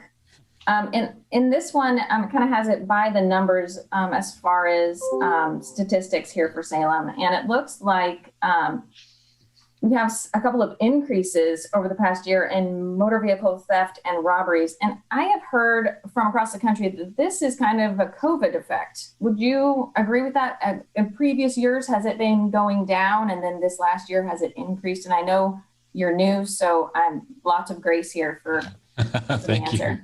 Yes, the historical comparisons are difficult for me at this point.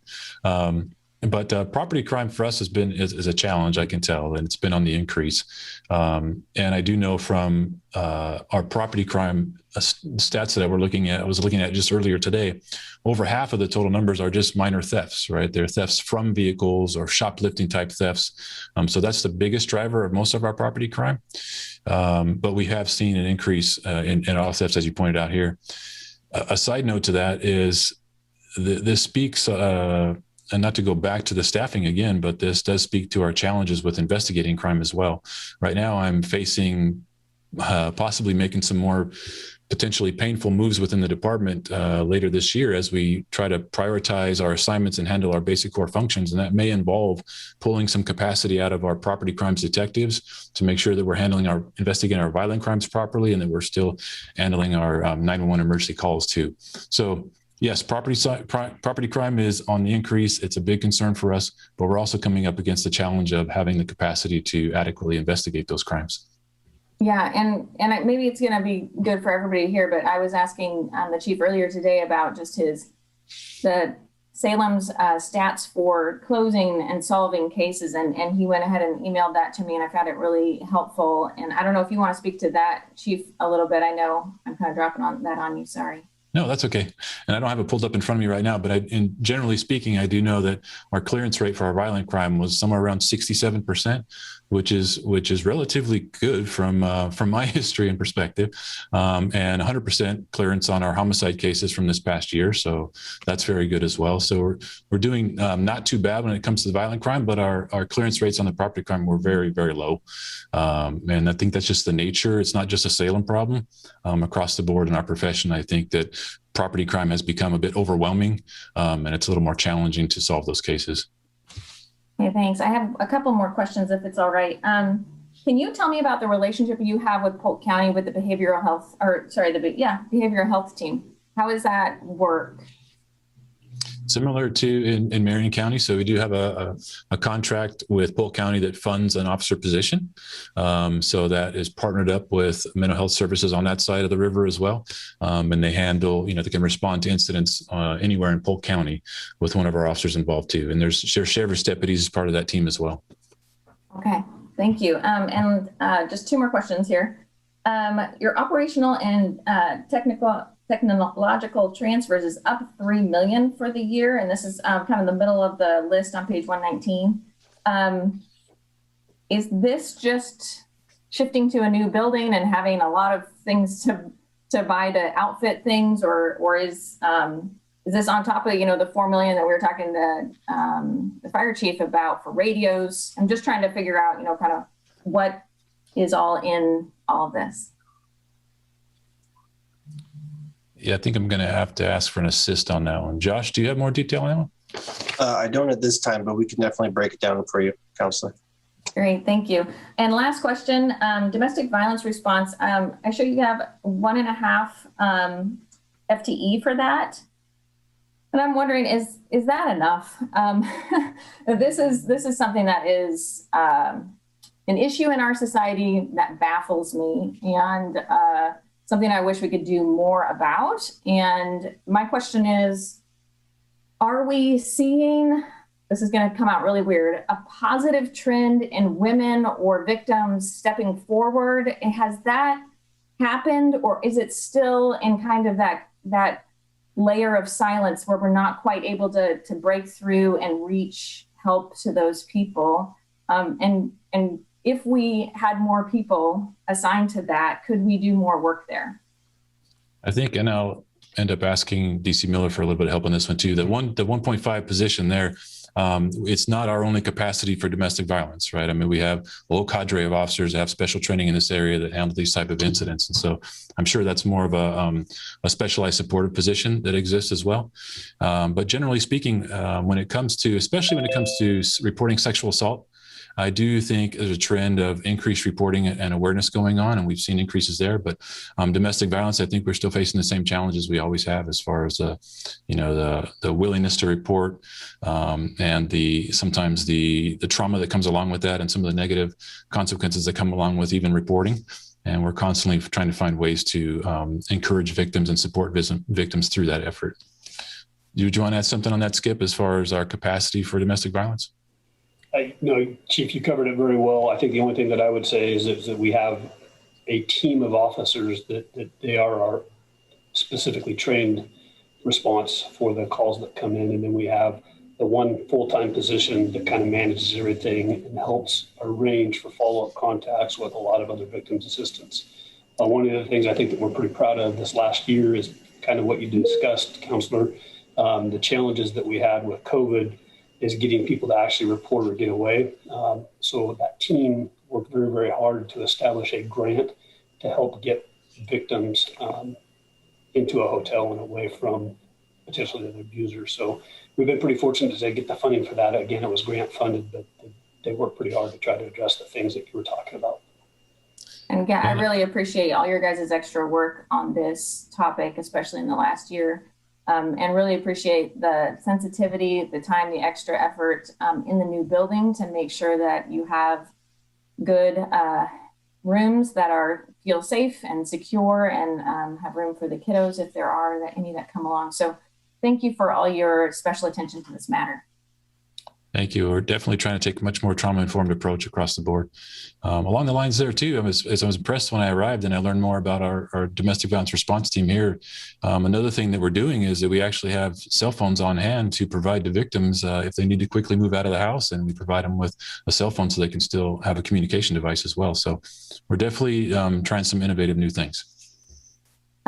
Awesome, thank you. And I just realized, I looked down, I had one more note here that I scratched out earlier. And it was when you were talking about staffing and the data on population.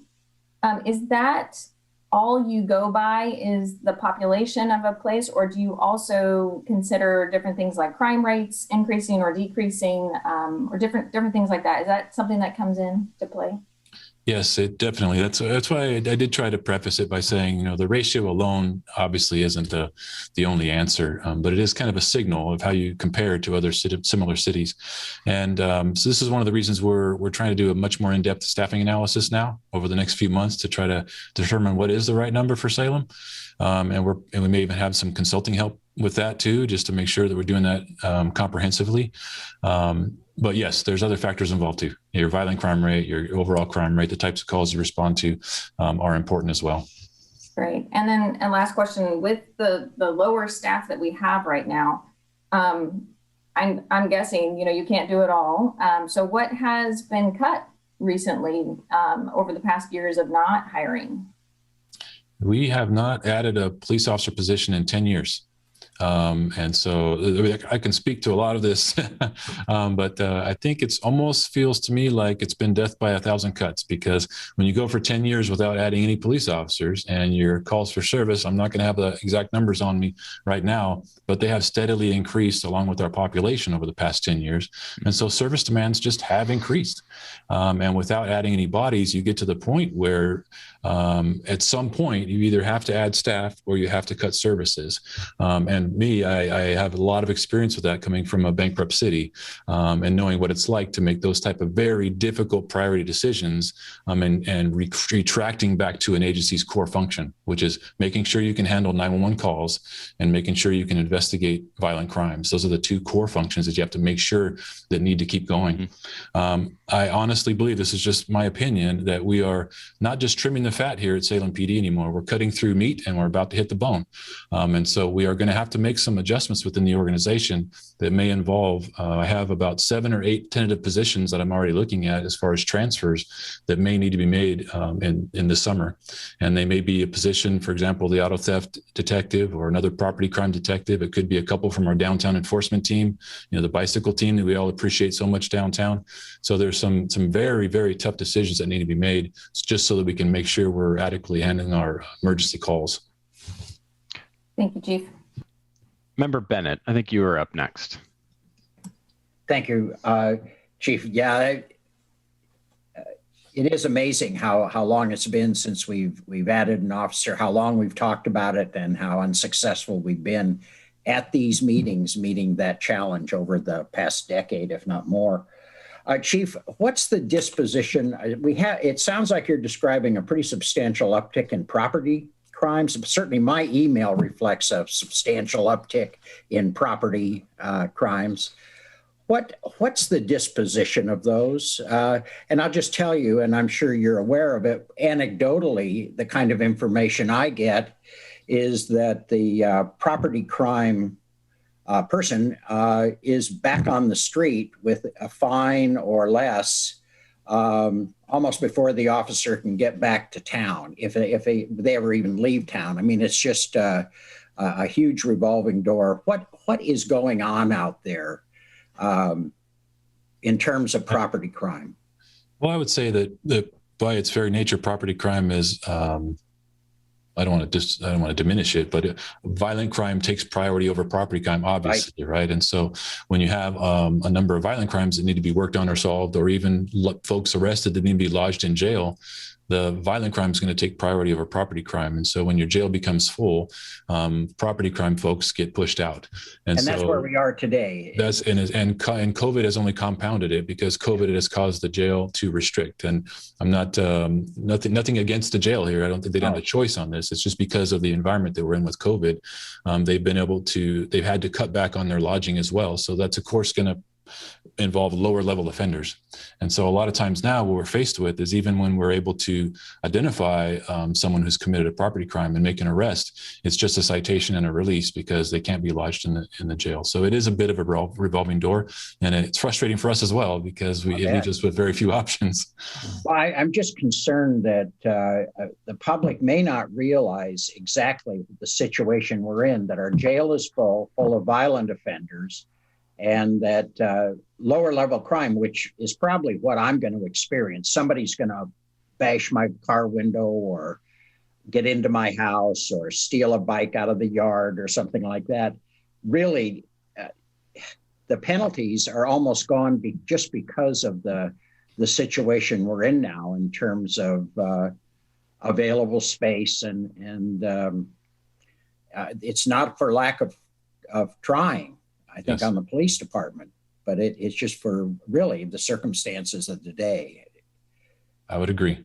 Okay, I just want to make sure that I understand that as well, that sometimes you get enough anecdotes, you get enough emails, you get enough phone calls, and you begin to wonder, am I in some alternative world here? And it sounds like what I'm having described to me is what's going on. People are getting cited and released, and that's because there's nothing else that can be done with them at this point. Yes. Okay, thank you. Member Chirac. Thank you. Good evening, Chief Womack. Hello. My question is, has the police department thought about or looked into the idea of having non-police officers respond to traffic violations? And, things that have a safety impact, like improper turns, speeding, running stop signs, red lights, as well as expired license plates. And the reason I ask is, apparently some jurisdictions do that. Some call them traffic monitors. Some do it primarily as a cost-cutting change. Others do it to minimize potential conflict when a traffic stop escalates into something much worse, like a shooting even, which I'll hasten to add, I know of no situation that's, been a problem in our community. But, so has that been anything you folks have looked at? When it comes specific to traffic violations, the law requires, in order to pull someone over for a traffic stop, you have to be a sworn police officer. So to make a traffic stop, you're going to have a sworn police officer do that.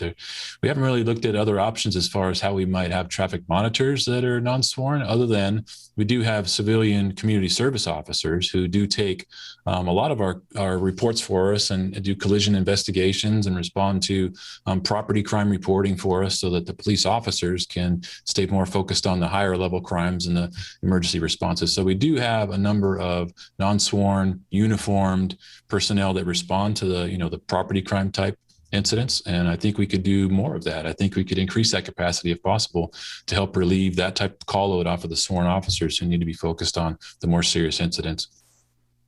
Okay, and just brief follow-up. Did you say, was that a state law that requires a sworn officer to respond to a traffic violation? To stop someone and pull them over, you're going to have to be a police officer, yes. But is that a state law that requires that, or a city? That's going to be a state law. to the authority to detain someone in that situation, you're going to have to be a sworn police officer. Thank you.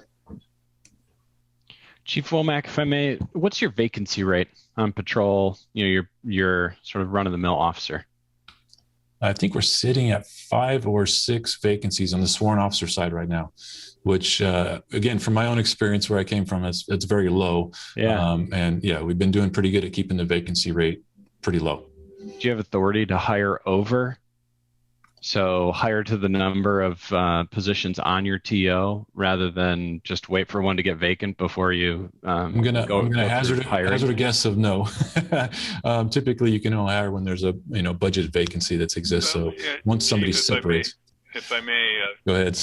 A little history. Yes, we've been doing that for police and fire, and it's tied more to the academies. When there's an academy coming and there are good candidates either in police or fire, I have authorized both chiefs to hire those candidates, and because of the attrition, both those departments experience, it's worked where they've ended up under the city council authorized staffing levels by the end of the fiscal year. Great. Thank you, Mr. Powers. Other questions for the chief?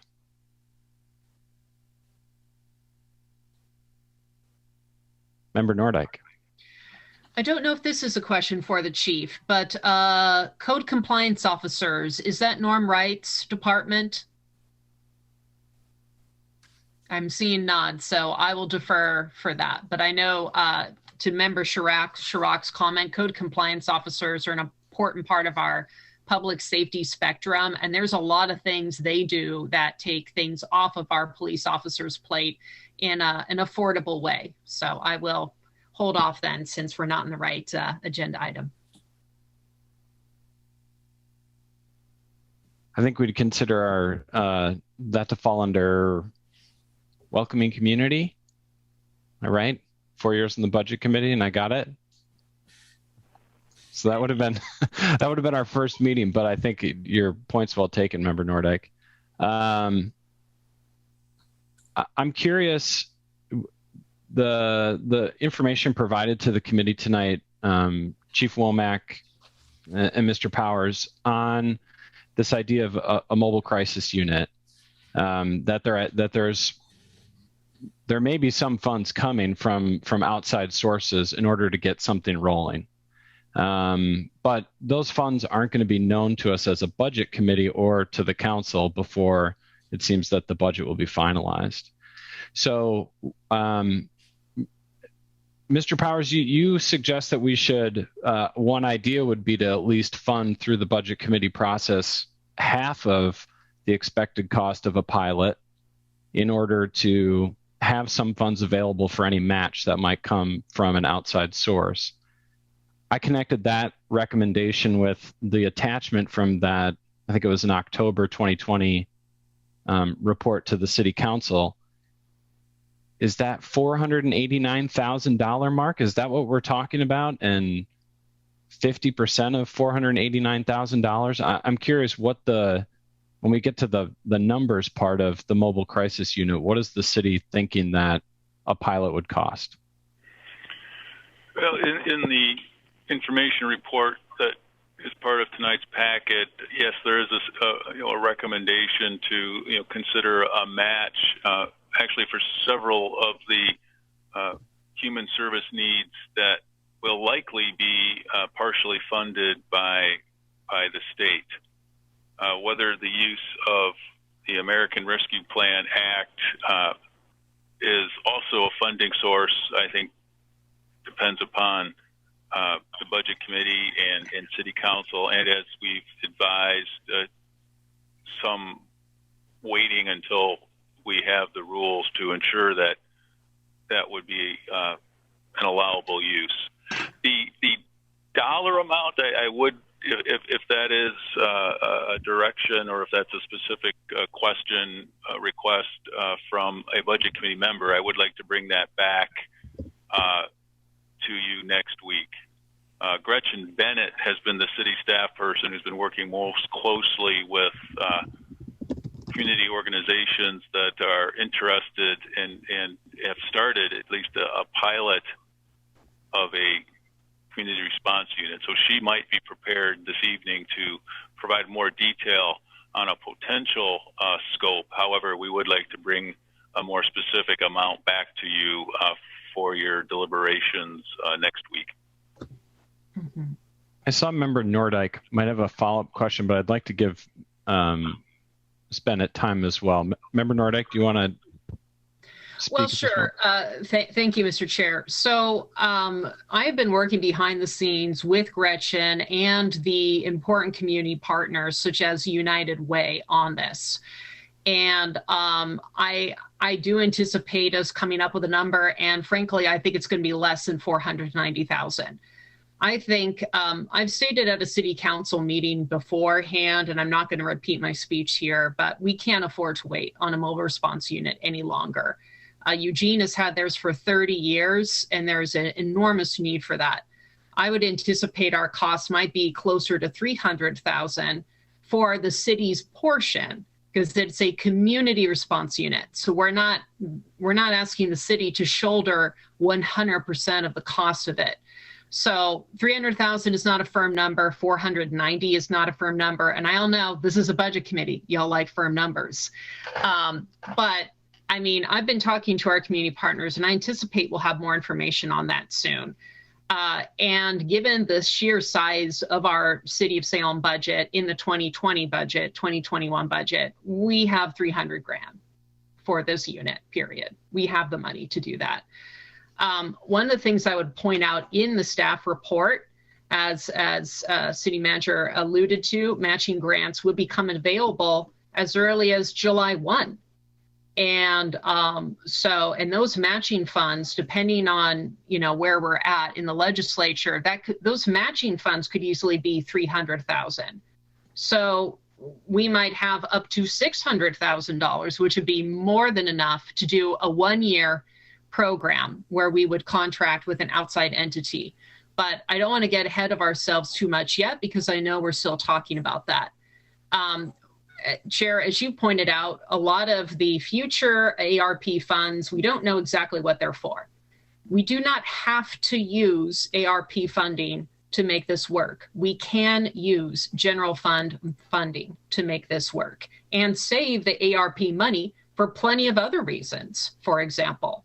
So while the ARP money is a blessing, and we might have well over $8 million to spend on a wide variety of things, we don't have to use ARP for us to make this work.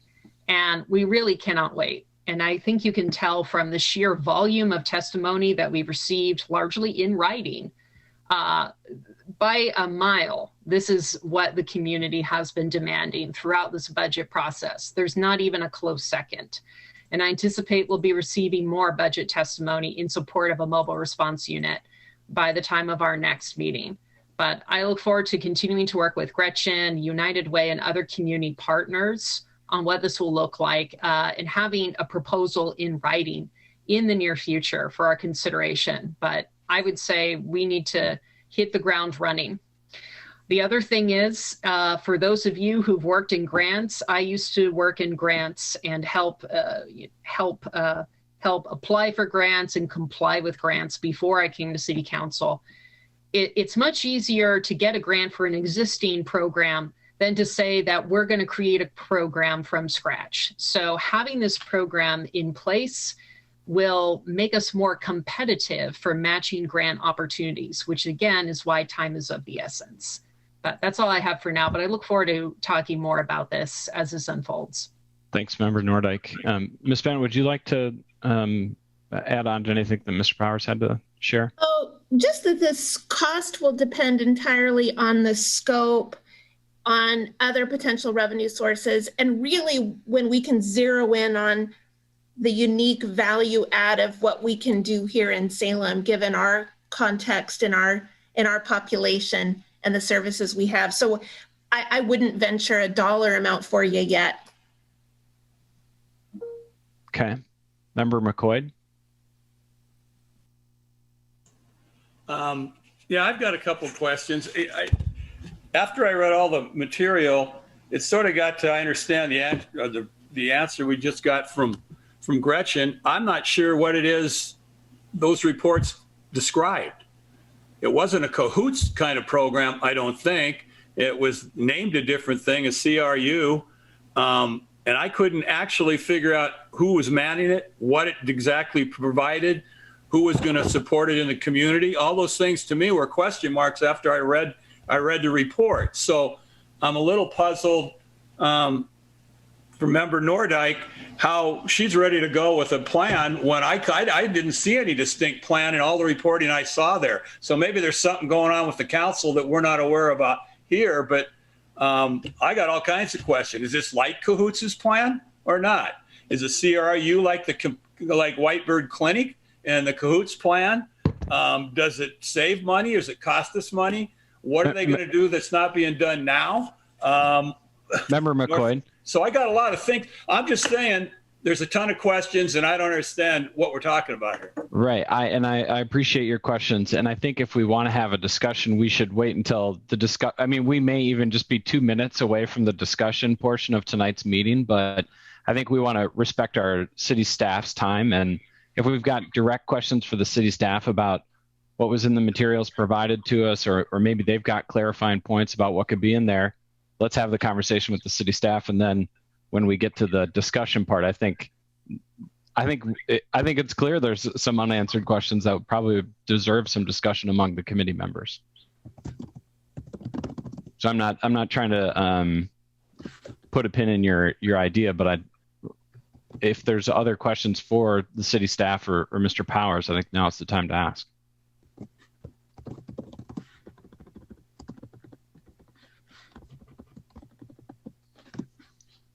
Then maybe I should have just let you go. Member McCoy. I'll go one at a time. Is the proposed design similar to Eugene's this program, the Cahoots program? Member McCoy, thank you. We don't yet have a proposed design. We're still in analysis with county mobile crisis, the existing system of mental health and police response, the nonprofit response, the current street outreach medicine pilot that's been piloted for the past 12 months to analyze what our value add can be with the program in the context of Salem and its existing makeup. Then we can pencil the budget and come to you with a number. So we're not yet there. A follow-up? Yes, Member McCoy. So that leaves it just sort of answers the question, but it doesn't. So is Cahoots in that program and the support in Eugene markedly different than what we're finding in Salem, to the point that we can't replicate a Cahoots program in Salem? What we're seeing in Salem is we have a higher than state average number of people who are chronically experiencing homelessness and have a series of chronic needs that are exceeding what the system can provide. We're confident that as Chief Womack said earlier, a continuum of responses can assist. Our goal is to get the right response to the right people at the right time. What we're trying to zero in on is how often that kind of de-escalation, mental health-based response will be responsive. And then there'll be other times when what will be responsive is needing detox or inpatient mental health or sobering center, and some of those pieces that aren't in Salem yet. So we're trying to zero in on what we can provide here in Salem to ensure we're delivering what the community is wanting to invest in. Another question, I think Member Nordyke has her hand up. Member McCoy, I give everyone a little bit of grace to follow up, and then I'll go to Member Nordyke next. More then. So I'll do this another way. So I saw in the report that they estimated there might be in Salem, if such a unit was developed, up to 8,000 calls in a year. And then we look at Eugene, the same size city, basically the same size police force, a little larger than ours. They're at 24,000 calls. There's either a distinct difference in demand or there's a distinct difference in what the Cahoots program is, what kind of calls they're answering versus what we envision answering to be 1/3 the calls for a city the same size. And that's what we're drilling into right now. Which calls would be appropriate for this model? Which calls would remain with the current mobile crisis response teams? Which calls are appropriate for police? That's exactly what we're drilling into right now. Well, I'll rephrase it a different way. Are the 24, I don't know how to, I don't understand how we'd be 1/3 of them unless we're taking care of the other 16,000 calls another way. Is that another way to state my question? Are we taking care of that 16,000 call different right now in a different manner? Gotcha. I don't know. I don't know the answer to that. Chief Womack? I would just say that we have to keep in mind when you're looking at the 24,000 calls from Eugene, those are calls that they're doing on their own as well. Those aren't just calls that are being taken from police, for example. That's their program and the service level they're providing to the community, not just calls taken away from the police or fire. So they're reporting their number of responses and the incidents they're handling. Mm-hmm. I don't know if that makes sense. Well, it makes sense to a degree. My question back would be if they weren't there, would police and fire be taking all those calls? From the research that I've seen so far in our discussions with Eugene, no, there's calls that Cahoots takes that the police department wouldn't take anyway. That's what I mean. So Sure. The 24,000 calls is not a direct correlation with a reduction from police response calls or fire response calls or medical response calls, because they're initiating calls on their own that none of those services would respond to in the first place. Okay, that's an important issue because if you read some of the stuff before, they were saying, well, it's 4,000 calls our emergency services aren't taking, so they're leaving that load. And we're hearing that it's nowhere near that. Thank you. Thank you, Member McCoy. Member Nordyke. Thank you. So, Member McCoy, I would encourage you to reach out to me because I've been working a lot with the city and the community partners on this, and I'd be happy to help fill in some blanks for you. A detailed proposal is coming, and it would likely consist of an EMT and a QMHP. The reason why there would not be likely 24,000 calls is that we're not asking for multiple crews. The Cahoots model in Eugene, which is indeed the inspiration for the one in Salem, runs multiple crews, including one into Springfield. We're asking for one crew, 2 people. 2 people cannot respond to 24,000 calls. There's just no way. So I don't want to put the cart further before the horse, but we do have detailed proposals coming. And I also would point out that it's difficult to know exactly how many calls police would respond to and fire would respond to that a mobile response unit would not respond to, because we don't track how many calls right now are currently addressed to persons experiencing homelessness. We don't know right now how many calls are handled that have to do with welfare checks. We don't know.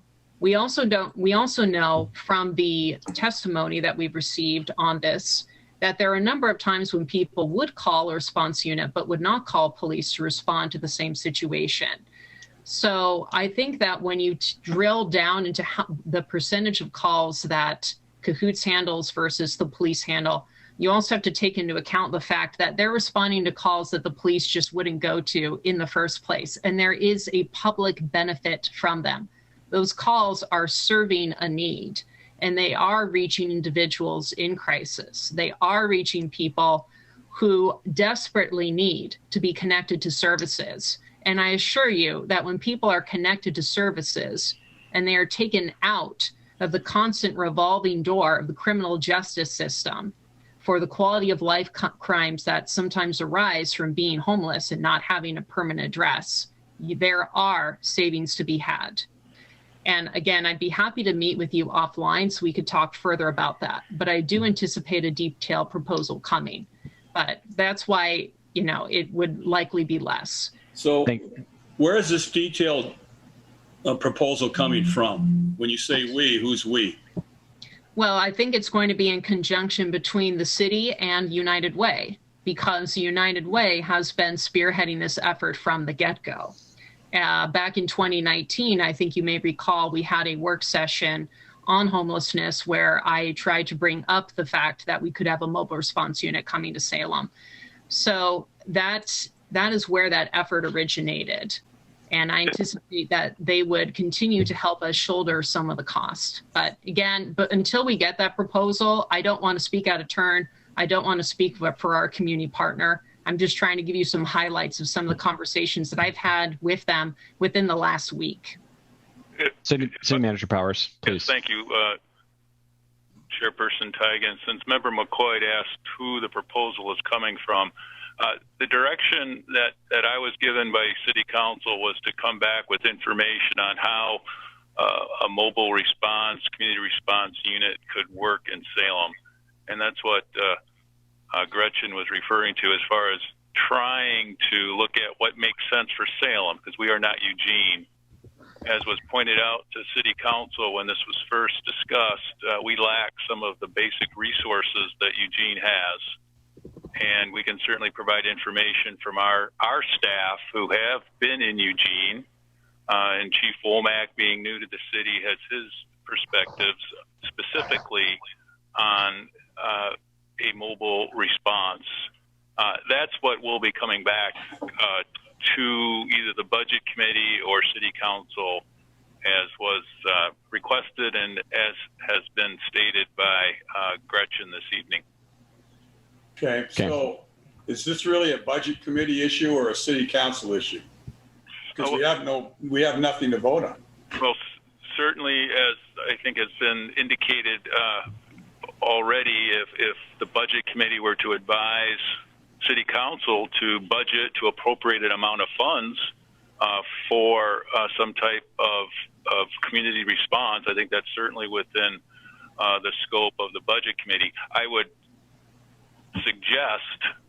recommend that the Budget Committee not be too specific, certainly not make any comparison to cahoots, because we are not looking at how to implement cahoots. We're looking at what makes sense for Salem.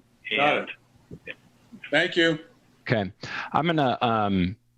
I don't think we're done with this discussion, but I'm gonna put a little bow on it, and then I'm gonna pass it back to Josh, because we're not even done with all of our areas this evening. We still have good governance to go through. So, Josh, you want to give us a look into our other result budget area this evening?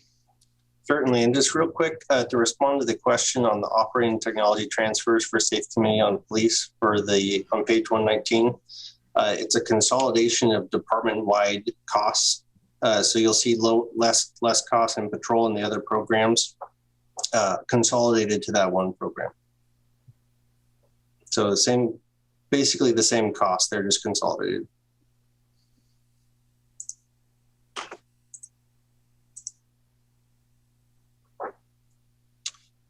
Okay, the second and last results area for this evening and for your Budget Committee meetings this year is good governance, which includes the departments and activities supporting the public-facing programs provided by the city. Those programs contained in the other results areas. Good governance has an expenditure appropriation of $121.3 million, representing just over 18% of the total city budget. This results area begins on page 41 of the budget publication, and there are 201.9 full-time equivalent positions within the good governance programs. There's one proposed position addition in this results area. It's for a chief security officer in the information technology department. Next fiscal year, a couple highlights and service enhancements. Next year, work will begin on replacing the case management and documentation software that supports prosecution, litigation, and general counsel staff in the legal department. The existing system is being de-supported in June of this year. Also, the city started work to create a performance management framework as another tool to track progress towards council and community priorities. A large piece of this work is performance measure development, collection, and reporting. Using Board, which is the current budgeting software, a new module will be implemented to track performance measures and report results to the community via a web portal. Since the performance management functionality will be built using the newest version of Board and the version the city uses is currently being de-supported in 2022, the budgeting, forecasting, and CIP functionality will also undergo an upgrade to the newest version. A couple more highlights. New elevators with modern machine room-less technology have been installed at the City Hall and the library, replacing the original 1972 elevators built during the construction of City Hall. The original elevators were beyond the end of their useful life and had active leaking. Components had become obsolete and the parts were no longer available. Also, during the closure of City Hall due to the pandemic, council chambers underwent the roof replacement, restroom remodel, and HVAC upgrades. These upgrades will help improve air quality and reduce energy usage. The Health Hub, the city's employee health clinic, expanded its service during the pandemic. The Health Hub administered COVID-19 testings to hundreds of patients and provided 2-dose COVID-19 vaccines for the city's first responders. The Health Hub sees an average of 119 patients each month and provided care for nearly 2,900 patients since its inception. With that, staff are available for questions on the good governance results area. Thank you. Thanks, Josh. Let's start with Member Chirac. You're on mute. Sorry. Member Chirac, you're on mute. There you go. On page 56, in the top rows of programs, that space planning and accessibility seems to be listed twice. The 49,000 is repeated twice, and the 0.3 FTE is repeated twice. And it looks like, kind of a double counting, and that the second amount, the totals do reflect a double counting of the 49,000, for example. So am I looking at this wrong, or was that a? Well, I definitely can agree that it shouldn't be listed twice. So yes, it's an error.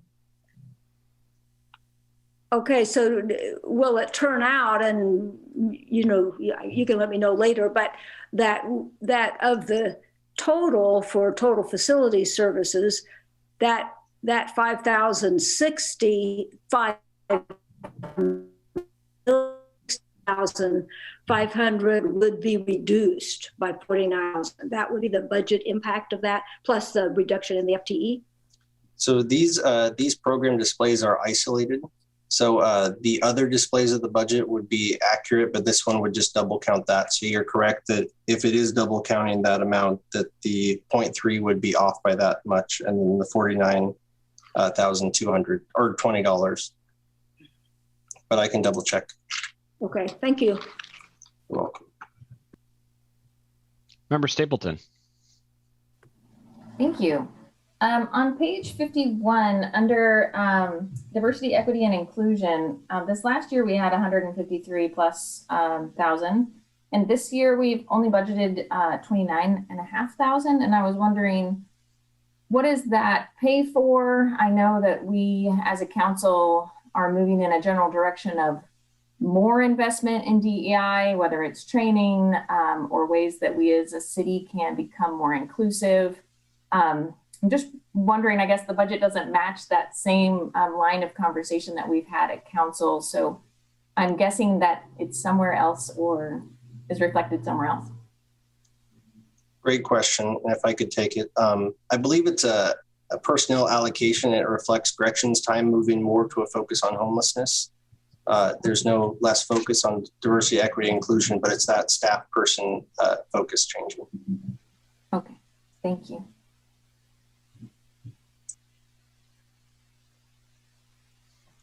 Member Phillips. Thank you, Chair Tigan.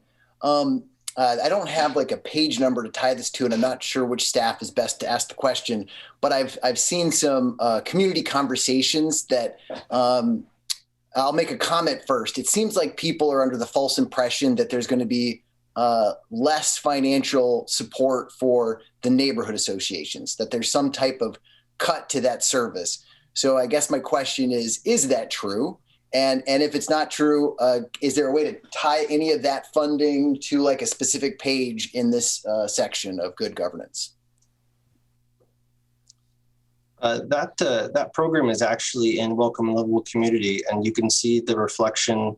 There was one FTE eliminated, and I'm sure Director Wright can cover that, but there was a move of 2 employees to the city manager's office with that. So there was a realignment and then 1 position elimination. Norm, do you want to speak to that? Yeah, thank you, Josh. And further to that point, we've actually realigned both the youth development and neighborhood association programs so that they fit within the city manager's office to get more direct support and more lateral movement across departments with their coordination from not just community development to police and fire and parks and the rest of public works as well. So what we've done here is no substantive changes whatsoever to their program budgets. Their program budgets remain as they were last year. In fact, we've also seen where we could add more resources where possible within the existing budgets for those programs as we move them over to the city manager's office for that broader coordinations and support. So yeah, no budgetary changes whatsoever. There is a reduction in the FTE count. That reduction involves the elimination of the neighborhood enhancement division administrator position, a position once held by Brady Rogers. Brady was irreplaceable. The position itself was uniquely tailored to his fine skills. And as we move forward, that position is being reused elsewhere to meet general fund needs. And we are tightening the focus of that particular former division into the confines of code compliance and the park ranger program. So just to reiterate, yes, there is a reduction in terms of the total staffing with Brady Rogers' retirement and the elimination of that position, but the programs themselves remain completely intact 100% and will actually even be better supported in the coming year with the city manager's office as opposed to remaining with community development. Thank you so much. That answers my question. Okay, thank you. Secretary Anderson, then Member Brown. Thank you. Two quick questions and then a comment. On page 44, I think I'm reading it right, where the city of Salem has 15.6% of its employees are minorities. Is that a correct reading of what that stat is there? It says percentage minority employees of total employees, 15.6. Yes, I believe so. Okay. So what we're saying is we're doing better in the fire and police department, but we still also have a lot to go. And this is no knock on those two departments, because I understand they have a little more unique problem than we do. But, you know, I'd love to see that get up to somewhere close to the percentage of minorities in Salem, which is pretty high. I mean, relatively high. Then the next. Yep. Just to clarify, Councillor, that would be citywide. So that would include public safety employees. So it's an HR metrics for citywide employees. Okay. So the public safety employees would be a drag down on that. So it would be higher for the city employees. It would be included, yes. Yeah. Okay. Thanks. Then I think on page 57, where you talk about employee benefits, and it's a huge number, 36 million or something like that. Yeah. Excuse me. Only 26 and 27 million. Is that PERS? Could you give me a page number, please? Yeah. Page 57. So the self-insurance is made up of two different categories: risk and benefit programs. So those aren't PERS. Those are the internal medical. Got it. Yeah, the benefits on top of salary. Okay, then the final one is on page 59, and this is more of a statement than a question. I'm looking at the reserve fleet and replacement and how much is in there. This is more a council matter than a budget matter, but I never want to lose an opportunity to say, let's get electric vehicles, not gasoline-powered vehicles when we replace things. Thank you. Thank you, Secretary Anderson. The box has been checked. Member Brown. Thank you, Chair. Josh, I have a question, and this is probably more or less just for my clarification. It's going to follow, I believe, Member Stapleton. So you had said that on page 51 that the DEI is not going down because Gretchen does a lot of the responsibility. Is that how I was hearing that? So let me clarify a little bit and just to explain. So within each department, they have a personnel allocation. So basically a time study of what they're spending their time on. So that program is specific to the city manager's office, not the citywide initiative that Peter Fernandez is helping with, like we've spoken about in previous meetings. So this is specific to one employee, how their time is being spent in the city manager's office. Got it. So is there money that's going to be spent to hire like a DEI director for the city? There's not a position proposed in this budget. We're going to continue to look at our available resources, including vacant positions. I recently combined the Human Resources Director and the IT Director into one position that's now being held by Krishna Namburi. We continue to look at how we can do better with the resources we're entrusted with and live within a tight budget with limited increases in recurring revenue. We are launching an intensive organizational diversity, equity, and inclusion effort, and as results of that work come forward, there may very well be a recommendation to City Council or to the Budget Committee next year to add specific personnel resources for the diversity, equity, and inclusion. I chose not to advance that this year because, frankly, we're overwhelmed with our needs in the homeless and sheltering area. And Gretchen Bennett is leading the city's coordination of those efforts. We're being, frankly, overwhelmed with community policing. And Gretchen was our point of coordination for our Community Police Review Board. So, something had to slide off of Gretchen's plate, and right now I'm optimistic that the organizational work, as Josh mentioned, will now be more organizational and not focused in the city manager's office. And as that work shows progress, then I'm confident that it will. Given the enthusiasm from the employees who have volunteered, the employees that have stepped up to take part in that effort, that there will be some specific recommendations that will likely require resources. Well, and City Manager, I appreciate the clarification. I think where I think I'm struggling just a little bit to connect the dots, because it sounds like to me, and we discussed this at the last couple of meetings, that there does seem to be some intentionality given towards equity. And for lack of better words, I'm not exactly sure if struggle is the right word to use for me.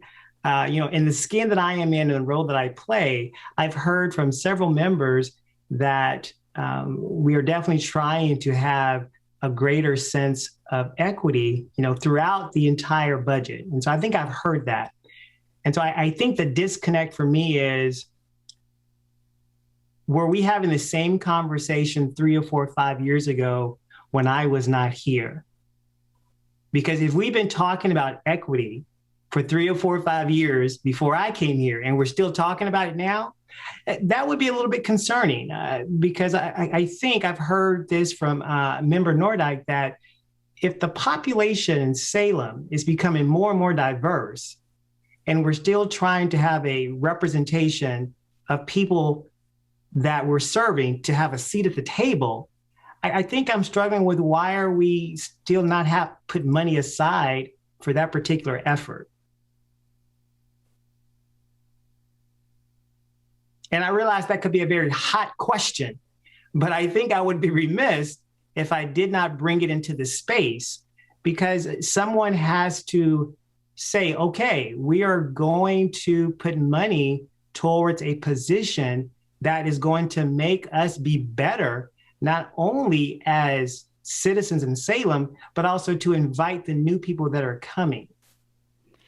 So, sorry, Krishna Namburi, HR and IT Director. If I may answer that question, Member Brown. So what we are looking into right now is, I think we want the city workforce to represent the demographics of City of Salem, right? So all the departments, we are trying very hard to recruit for those positions, and we are posting those positions in many minority websites. And so we are actually doing our best. I think each of the departments are doing our best to kind of recruit. What we kind of acknowledge is, I think there is definitely that disconnect. We want to recruit and we want to create that DEI, but then we are not able to, right? Not able to represent that workforce that's similar to the city of Salem demographics. So the need to be able to partner with whether it is schools or the institutions in the city, how do we create that workforce that is ready for the future from the younger generation, right? So it's kind of a holistic program that we have to look at. I'm really hoping with my new responsibilities to be able to partner with other agencies in the city and to be able to create that. So that's the goal, at least from our side right now. Member Stapleton. Thank you. Yeah, I think I brought this up a little bit too. I'm just building off of Dr. Brown's comments. I think I brought this up last week when I was asking about Ms. Bennett's time and how much of it has been consumed by our homelessness crisis, and knowing that the work that she was doing before was equally of value and important, and knowing that that time was not really available to her anymore, and how are we addressing that before it becomes, well, I think it already is an issue because it's lacking.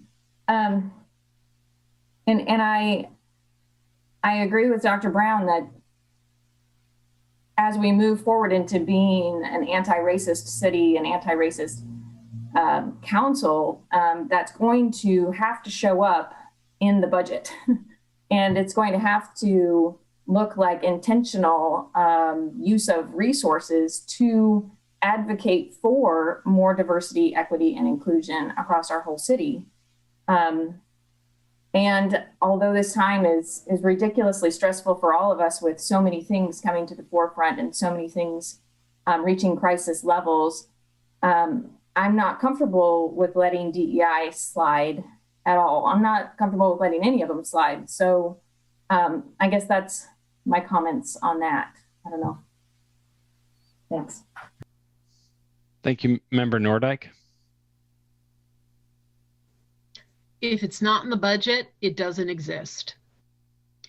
And that's why it's so important to use this opportunity to earmark funding and for projects that we care about. And we know that our community finds certain programs sorely needed, and they're not going to tell us exactly how. They're just going to tell us what they want to see done. And city staff can help figure out the nuts and bolts and dot the I's and cross the T. But when it comes to things like the mobile response unit, diversity and inclusion training, until it's in the budget, until you earmark money for the things that matter, they don't really matter. That's all I have to say. Member Brown, then Member Bennett. Thank you, and I'll be sure to limit my time, Chair. So thank you. I would want to say this, and I've said this before, and I'll say it again because it's a part of who I am. In the skin that I am in and the role that I play, this particular topic and issue, I'm going to use the word issue, cannot come from someone that looks like me. Does that make sense, everybody? Does that make sense? And that teacher in me is coming out because I got to see some thumbs up. Do you get it? Or you're right here, or maybe it's like this. And so I'm bringing that into this space because if people on this particular call, some of us are members and some of us are not, people like me, we are in need of those individuals that are not only willing to be an allyship, but also people of color are looking for individuals to do some good trouble together, because people of color we become taxed out if we're always the same people bringing up the same issue, because sooner or later, and now the professor is going to come out of me, so please forgive me, Member Bennett, is that racial battle fatigue will set in. It's also known as RBF. And so when you don't see a collective group of people of color showing up, it's because they have become tired. Because when they don't see themselves, the drain, the mental drain, the physical drain, the emotional drain, they disappear.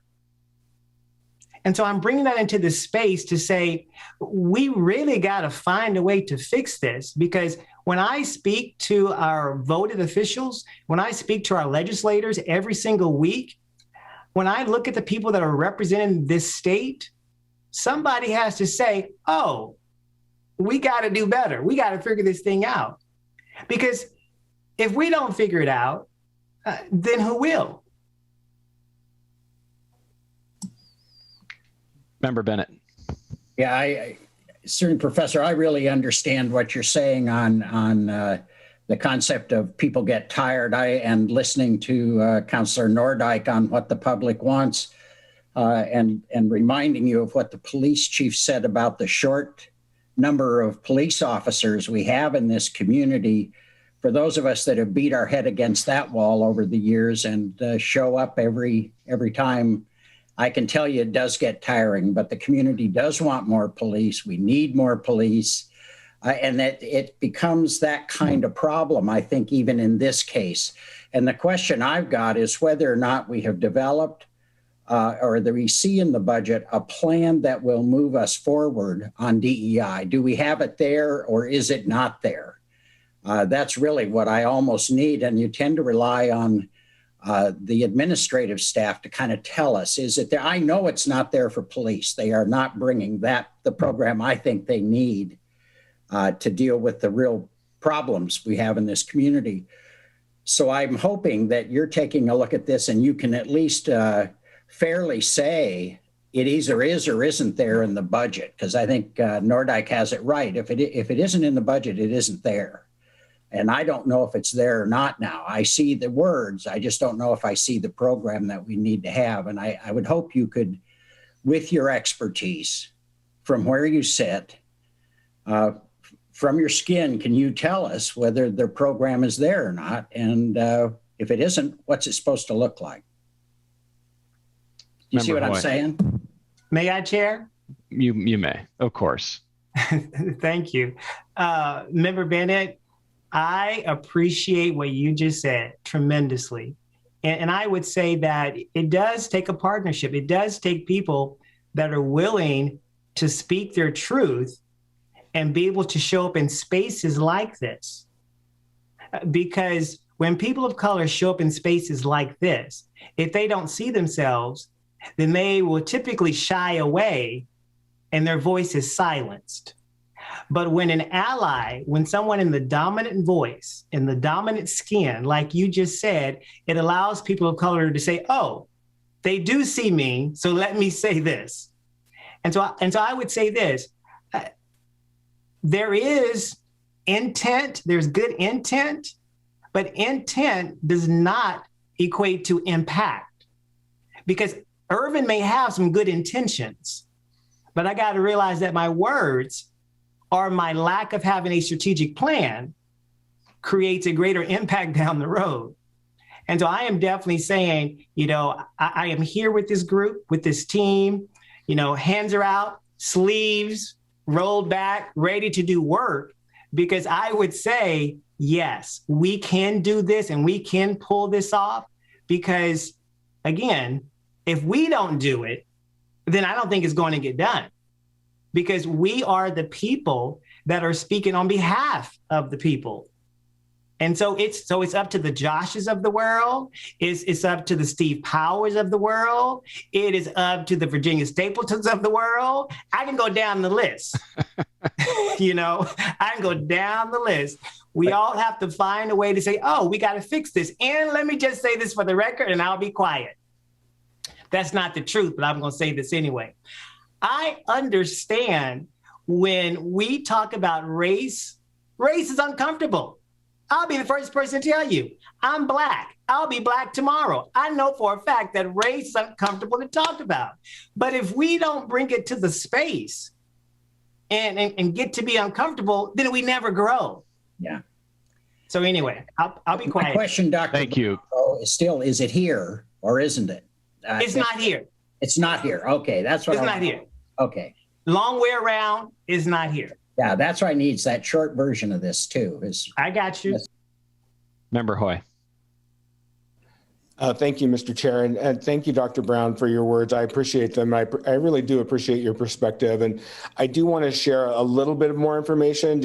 I'm not saying that this.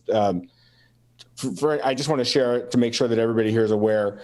For the first time ever, I think this year, we City Council voted to require ourselves to experience DEI training.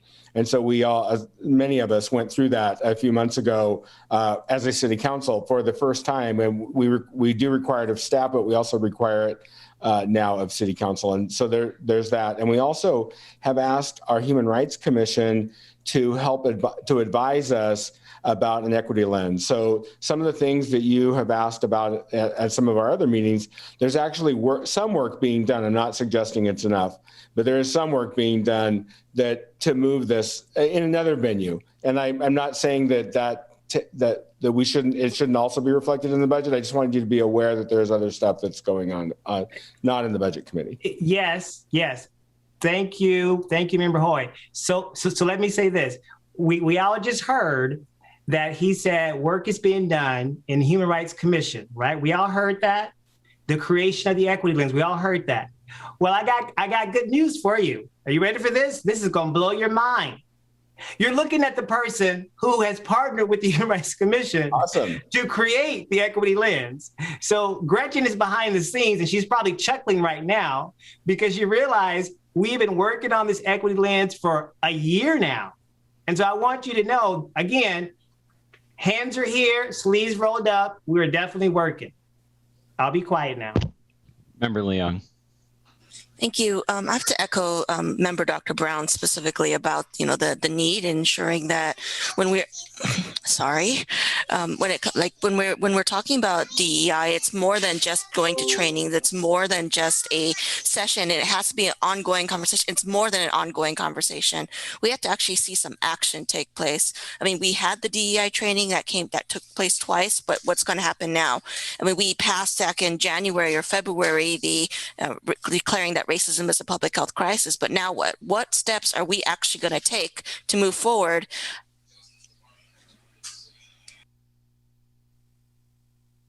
Thank you, Member Leung. And sorry, in the middle of your speaking, I was communicating to someone off camera. I wasn't shaking my head back and forth at you. It was about something else entirely.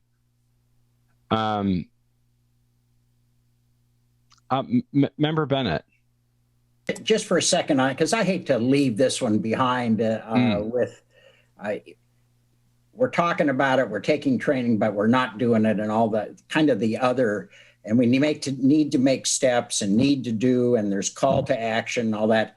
I would hope when we come back for our discussion next week or whenever, or even at the council level, that we'll actually have some more concrete ideas aside from just, I think we could, Councillor Nordyke, I think said it correctly on another issue, but there's money in the budget.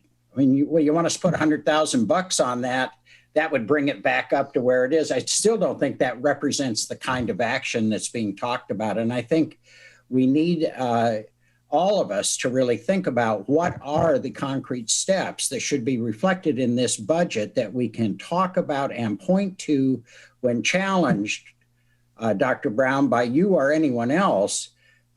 What are you doing? And we can point to it and say, here it is. I mean, I'm thrilled to hear we're getting this equity lens built and that you're building it. But what does that look like? And I hope that comes up so we know if we have budgeted correctly to accomplish the tasks that are associated with the challenge. And I hear you saying it's not there. I'm just not sure what. And when you say what, I'll be all set to go down that road with you. Or I'll think about if I got a what. I don't know. I haven't got a what yet, but I'll try to think of something.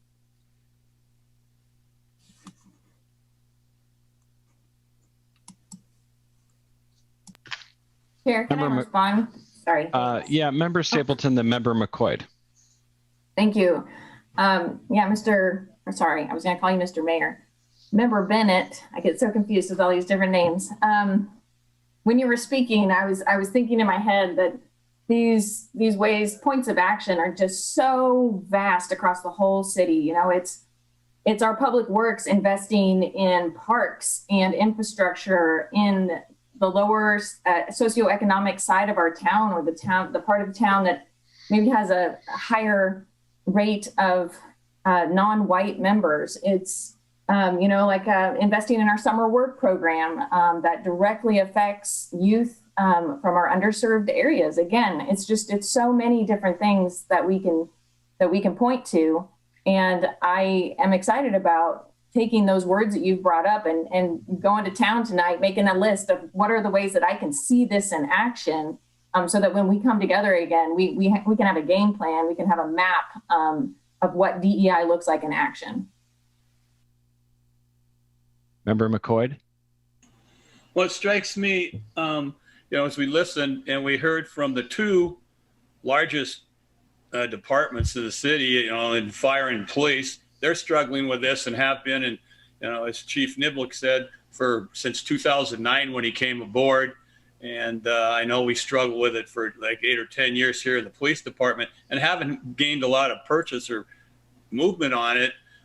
Maybe it's time to maybe it's time to hire an expert in recruiting these kinds of folks and put them in, not sure I want to put words in the city manager's mouth, but it sounds like to me between that and the work that needs to be with the city staff, what we're doing now ain't working. We don't have an expert on board this is what they do when they go out and recruit and work on these issues. Maybe it's time to fund a position like that moving forward. So something to think about next week, but we can talk about it forever, like Dr. Brown said, or you can start figuring out how to do something. And it sounds like it's time to figure out how to do something here. Secretary Anderson. Thank you. I've been listening to all this with quite great interest, and I appreciate Dr. Brown and Member Leung for bringing this up again and again, as have other members of the council at various times, including myself.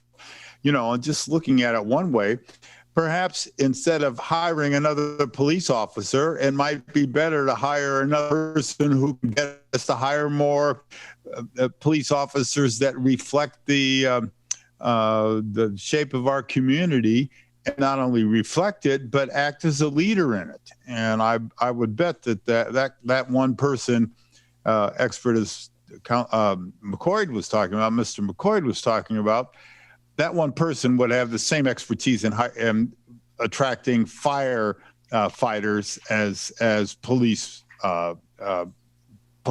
personnel. So I think that's would be a thing that could very well start to have us more walk the walk instead of just talking the talk.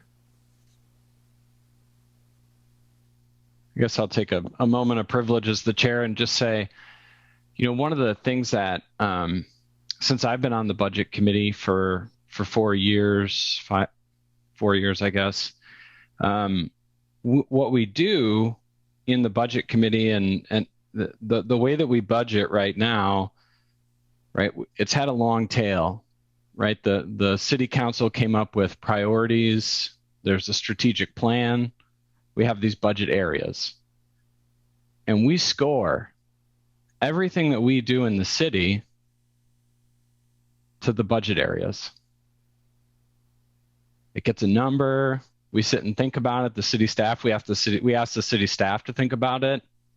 Like, how much does intergovernmental agreements and other agency coordination add to a safe, reliable, and efficient infrastructure? Someone in the city has gone through that exercise to say, how well are we meeting this objective? That's what this whole budget book is about. But I will say this is the most we've talked about diversity, equity, and inclusion tonight in the last 4 years. And certainly we've talked about it every night this year. And I think it's a reflection. And if this is the first year, then good. You got to start somewhere. But I think it's a reflection that there's a value among this group, both in the council and the budget committee members, that how much we are achieving diversity, equity, and inclusion and the associated goals is a value of the city. Is it the same level of value as our natural environmental stewardship? Then we should score every line item in the budget the same way we score it, whether or not it meets natural environmental stewardship. We have set up a budgeting process to align with our goals and values. That's why we do this. It feels like a rubber stamp, but the city staff, that their cameras aren't on, their team, they scour their budget to tell us if we're meeting those values. And if the city council decides this is a value and they want the city staff to scour the budget to tell us if we're achieving it or not, they'll do it.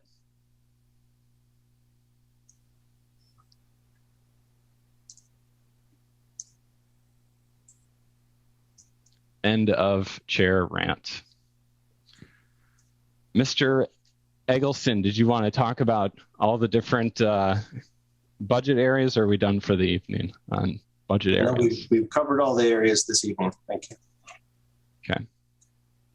I'm going to bring us to our final item tonight under special orders of business is an opportunity for the committee to consider any earlier discussion. We've been doing that, or introduce a issue or concern for the committee's consideration. This would be the time, if you have something that you want the city staff to produce before our last budget committee meeting, in which we will recommend a budget to the city council, now is the time to ask them. It gives them the most time if you ask them tonight. So final questions for the city staff or requests of the city staff.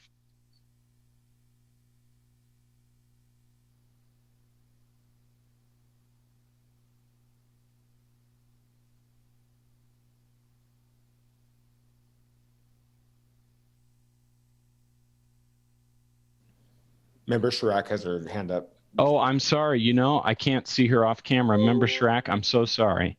No, that's okay. My question is on a potential mobile response unit. I support that effort based on what I know about it. I have many people in this meeting have spent a lot more time researching it, certainly in a more level of detail. So my question though is, has work already been done? Has any decision or, I'll just say decision been made yet on what makes the most sense in terms of organization, in terms of, does it make more sense for an independent, such as Northwest Human Services, some independent nonprofit agency running it with using money from members, Salem and others that would benefit? Or does it make more sense running it through Salem Police Department, which is how Eugene actually funds theirs? I mean, that's the funding mechanism or structure, I should say, or running it through the Salem budget, a Salem department otherwise. So in other words, even though Salem money would likely be involved, does it need to be a Salem employee, Salem agency, or is it better to have it run by an independent agency? I'm sure others of you have thought about this and maybe already juggled the pros and cons and come to, an optimal decision on that. So that's the question. I don't know if Josh wants to round up stuff for later, or if members who have been working on this a long time, have already, in their minds, reached an idea of what makes most sense. I think, Gretchen, if you're willing to respond. I can offer that there is something really valuable about having the program embedded in a medical organization that has a medical director, so that whatever the component is that's responding to those issues in the field, whether it's wound care or mental health services, can do that through a medical director. For example, if you have a system like that, you can even dispense medication in the field, which can be really critical for some of our situations in Salem in particular, like drug-induced psychosis, for example. Member Anderson.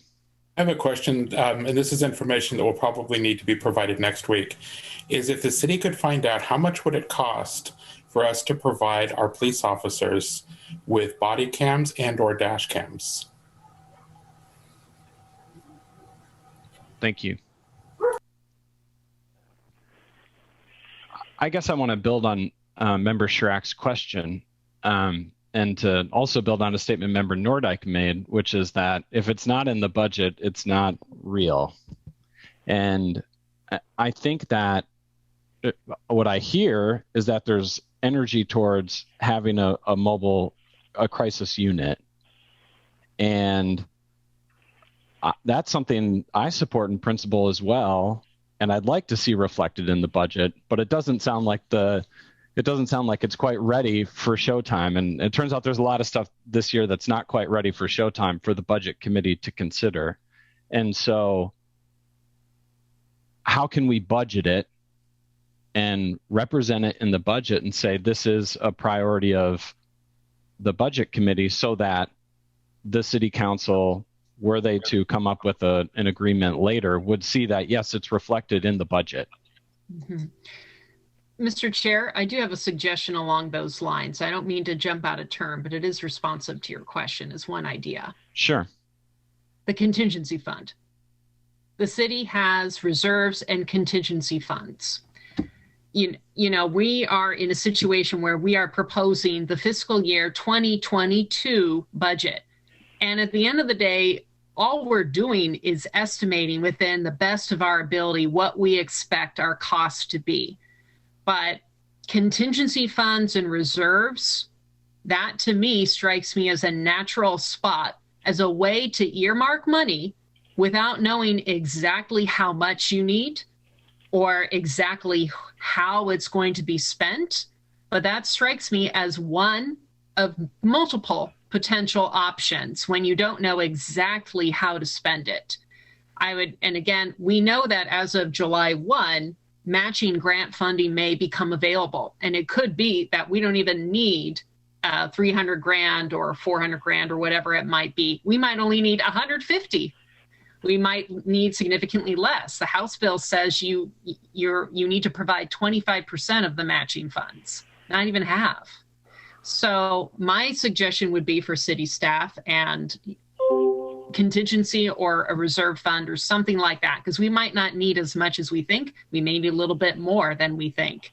But that is one way of addressing a projected cost when you don't know exactly what it's going to look like. Member Hoy. Thank you, Mr. Chair. You know, on this topic, we've been talking about a mobile crisis unit of some variety for a few years now, since before Member Nordyke was actually even on council. And our staff that we have tasked with this matter, they've been doing a lot of groundwork on it. And I think that what I heard the manager say earlier is he's going to be prepared with some information at the next meeting. And I really feel like we should rely on his expertise to provide us with that direction. There's a lot of moving parts here, like as we've referenced a few times. And as I listened to the conversation of at least the city councilors over the past year or so, I think I haven't counted, but I vaguely remember hearing virtually every council member supporting this concept. So it's not a controversy. I know that it's been characterized as a fight. I'm not sure who the fight is with, because I think we're all for it. And so I think we just need to let staff do the work that we've tasked them with doing and come back to us, and then we can make a decision. So I think we're putting a lot of energy into something we've already tasked staff with. If I may, Chairperson. Please. Yes, certainly we can have for the budget committee's consideration an estimated amount for you next week, based upon the work that's been done so far, and based upon what we know of for example, the bills that are being considered by the legislature at this time. So we can have an amount for consideration that I think would certainly be consistent with some of the intent that I'm hearing this evening of hey, let's get something in the budget, and certainly that amount can be changed by council very easily. Budgets are right. Amended throughout the year, so council could certainly adjust that as we know more, especially on what state assistance might be available. I think that'd be great. My request is a number that we could budget. Yep. Understood.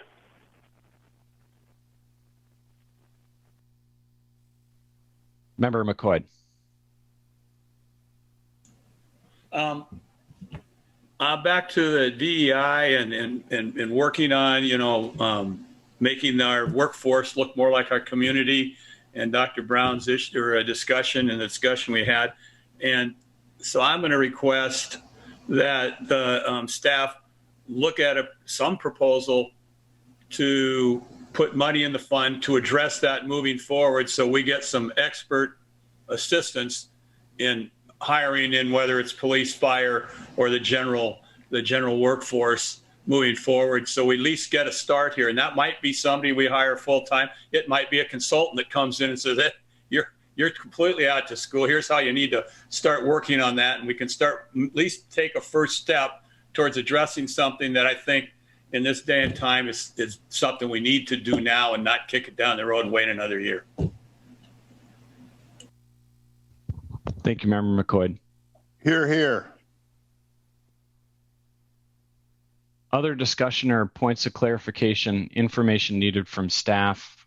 Guys, we've hit 9 o'clock, and I want to extend my personal thanks to everyone for a good night of conversation. We don't need to be done, though. Member Lewis. We can all laugh on camera, and I don't mean to call you out.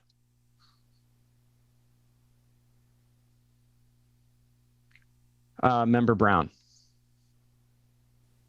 I do want to say to the staff that, the cameras off, and of course to Josh, something has to be said for a lot of the hard work that takes place behind the scenes that, many of us may not see. And so I do want to say, Josh, and to everyone else that's here that can't see us, we thoroughly appreciate you. And I said we, so now I'm speaking on behalf of all of us. So there's that.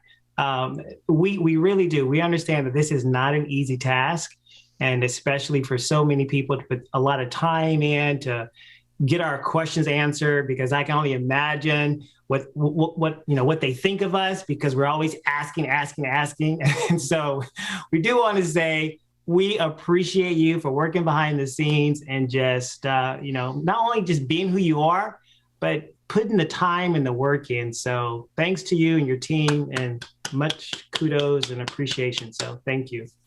Thank you. You're here, Member Brown. I am going to ask if there's any other business for the Budget Committee this evening. If you have additional questions, please reach out to Josh directly. And remember that our next meeting, we're done reviewing the areas of the city's budget. We'll consider specifically the tax levy for next year and our recommendation to the council to approve the city's budget and the Urban Renewal Agency budget. So that'll be the extent of our conversation, but clearly it could take some time and have some more conversation as a group. So eat a good dinner, drink lots of water, and seeing nothing else from the floor, we're adjourned. Thank you. Have a good evening.